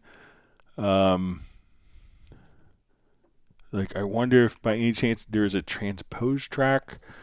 So if you have a transpose track, so we add a transpose track here, and let's say I transpose it here, and we'll go up a major second. So as we're playing back our project, I could come here, and I happen to move it where we have the transpose.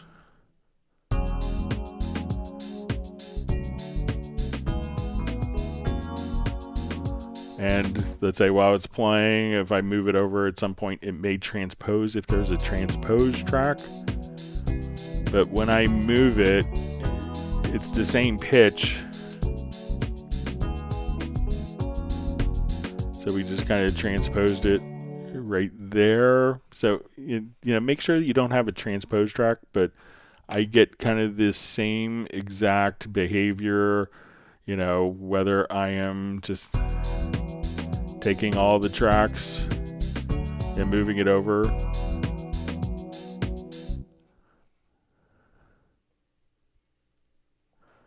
So if I move it over like 4 bars or 7 bars, it's the same key as if moving it from the beginning of it.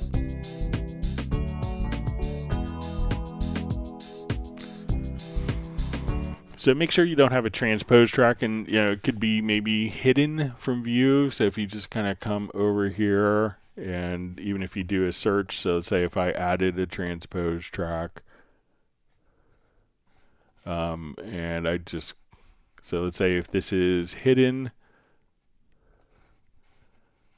and if you just do a search function and type in transpose, that it will bring it up. That's the only thing I could think of that's really kind of causing, that to transpose when you do it. But it seems like insert, and if we inserted silence, so let's say I have my transpose track here, and let's say that was going up to, and if I had done a global insert silence, that transpose track, so when I do this and I go to my transpose track, so let's say I select my range and we insert silence, that will globally move everything over, as opposed to moving these events over. So we can see that when you do the insert silence, and you have that globally set, that the transpose track gets moved over as well, whereas when you move the events by themselves, the transpose track isn't done that way.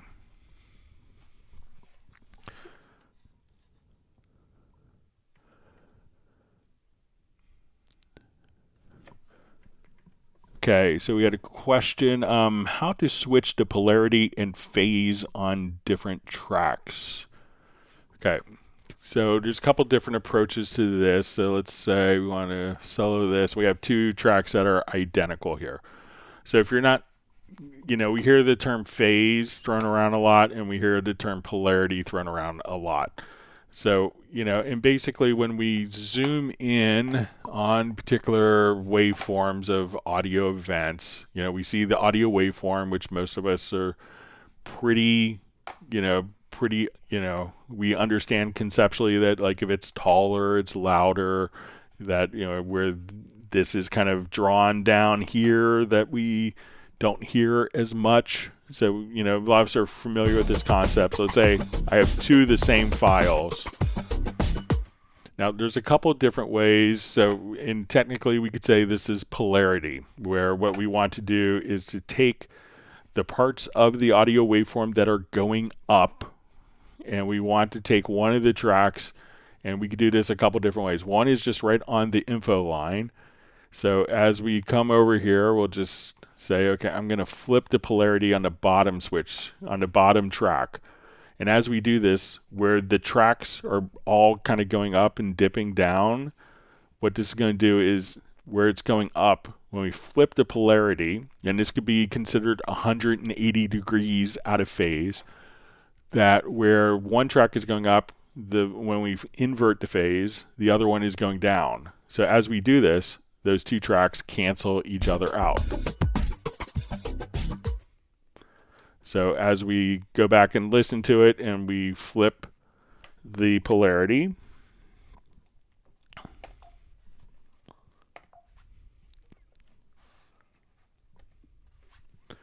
so now we don't hear anything because the two waveforms are canceling each other out. So that's 180 degrees out of phase. Now, another thing that we could do is, let's say if we are playing everything is perfectly in phase now when we want to knock something out of phase, sometimes we could have different levels of phase. So I'm going to come here, right click, and let's set our time to samples. So as we're playing this, these two tracks are duplicated, and I'm going to change the start position of the bottom track. And we can hear that as I adjust the start position, we could hear, and this could sound like a flanger, like a phaser. This is what a phaser or flanger is doing, is it's kind of delaying the track. But as we do this now, and we're delaying it by samples, that now what we're doing is we're actually shifting the polarity. So or shifting the phase. So if I come here, we can say, okay, I want this to be at 0. So if we wanted to adjust the phase at this point, we could just come here and we see that the bottom track is moving over to the right and canceling out. Now, if you're kind of zoomed in here, it may look like it's perfectly aligned. And we run into this a lot, like if we're doing like drum mics. So when you have mics that are different distances, so let's say you have a snare mic and you have a hi-hat mic. Your hi-hat mic is also picking up the snare. Your overhead mics are picking up the snare. Your tom mics are picking up the snare. So what you could do is often manually kind of go in. A lot of times you could flip the phase, and a lot of times that will be fine.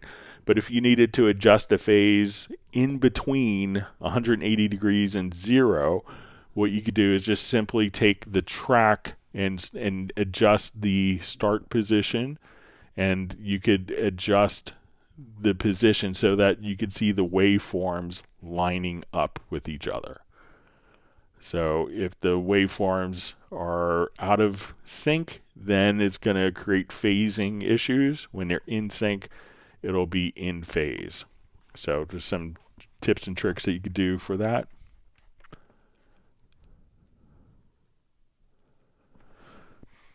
All right, so the question says, I have a question regarding my MIDI remote functionality. When I once have created and edited a new MIDI remote for Mac Control, it isn't anyhow possible to modify the MIDI input and output ports later on. For example, when I made a mistake while configuring the new MIDI remote control, I tried to make this change in the studio setup, and I could change the input and output within the studio setup, and I clicked apply and OK, but it's not transferred to the corresponding MIDI remote. All right, so let's open up MIDI remote. I think this is one of the settings that kind of sticks and kind of persists. But let's say if we come, to my MIDI remote setup here. Let me just...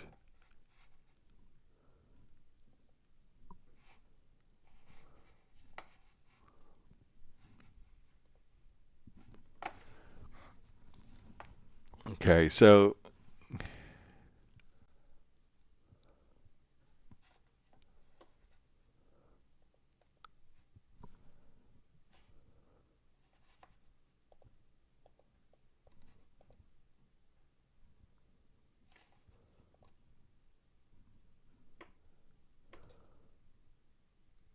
and let me just see if I have, let me look for one quick cable to connect one other MIDI device, one other port here.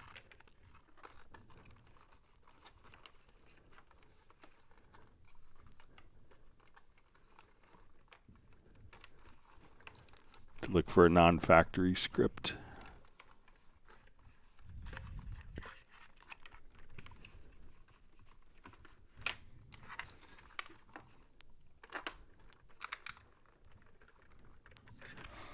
Let me see if I could just make one here quickly. Sorry, I can't find a USB cable for it.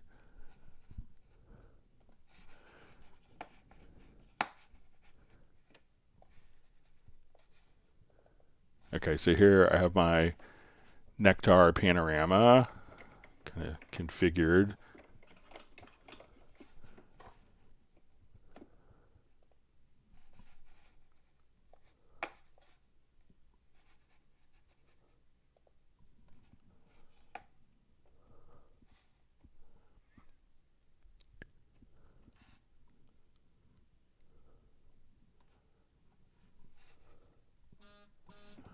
All right, let me see if we go back and find the...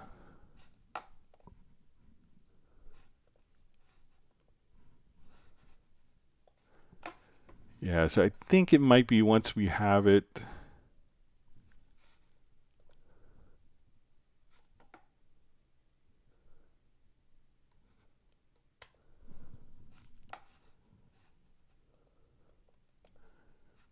Yeah, I think that once it's actually the MIDI ports are defined, that it's kind of, that's kind of the basis for the foundation.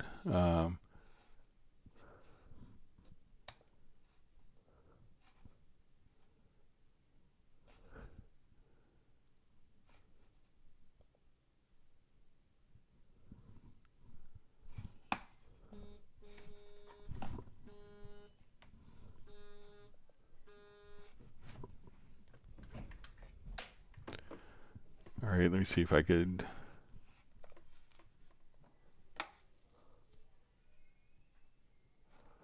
And let's see if we disable the MIDI controller script, if that allows us to change the MIDI port.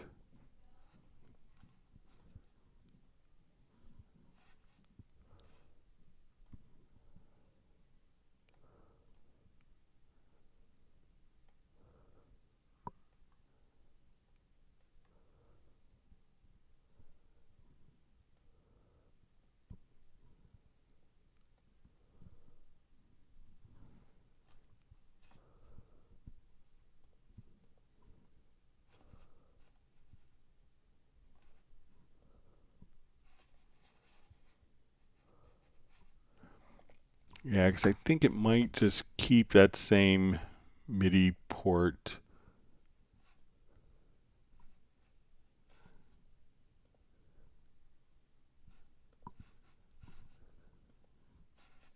So I think that once you have that kind of set, that, that's kind of the whole basis for the communication. But I'll play around with it and see if I could get more information for Tuesday's live stream to see. But let me just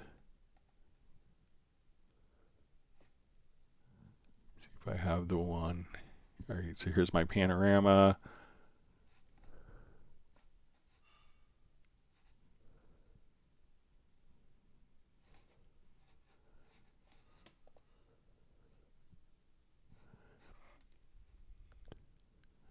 right, so we could disable the script. Let's come over here to the MIDI controller. Let's see if while it's disabled, yeah, it doesn't allow us to change it. So I'm not sure if it can be, if it's designed to be changed afterward.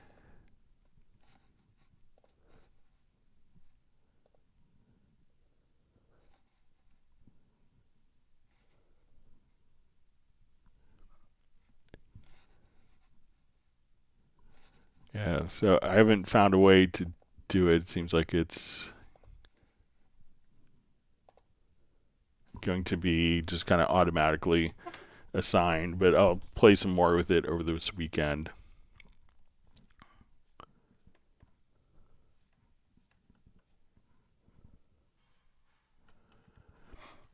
All right, let me jump back. I think we may have time for one more question. Thanks for all the great questions from everyone.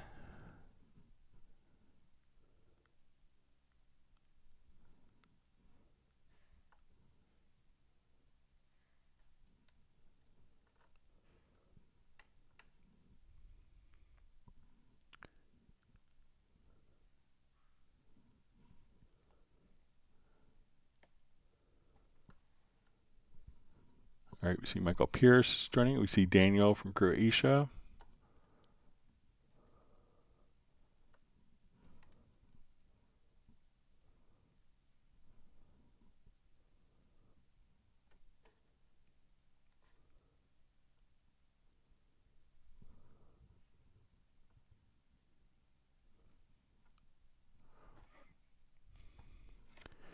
All right, so we see just from Daniela, it says Greg, in fact, for music, 95% of the users listen binaurally with Dolby Atmos, and here's a fact that makes a huge difference. You use 7.1.6. Cubase supports not this format, only Nuendo.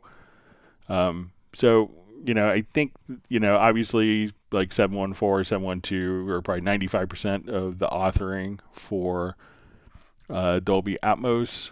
So, but yeah, there are more extensive surround configurations in Nuendo.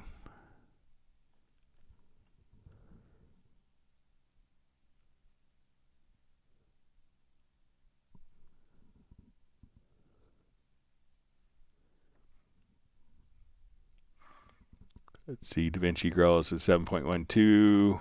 What Cubase support sounds ugly, but from Fiedler Audio exists a free plugin that converts to 716. Well, I could tell you that the best immersive Grammys for the last few years are all done in 712.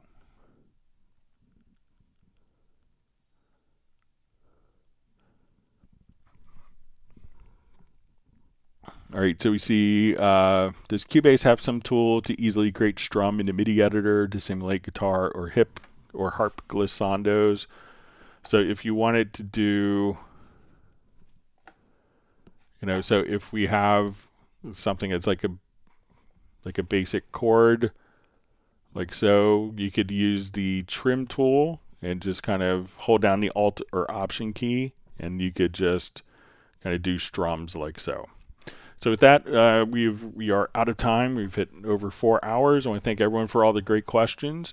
We will be back Tuesday for the live stream then, starting at 1 p.m. U.S. Eastern. I want everyone to stay safe and healthy and have a wonderful weekend, and we'll see you back on Tuesday. Goodbye.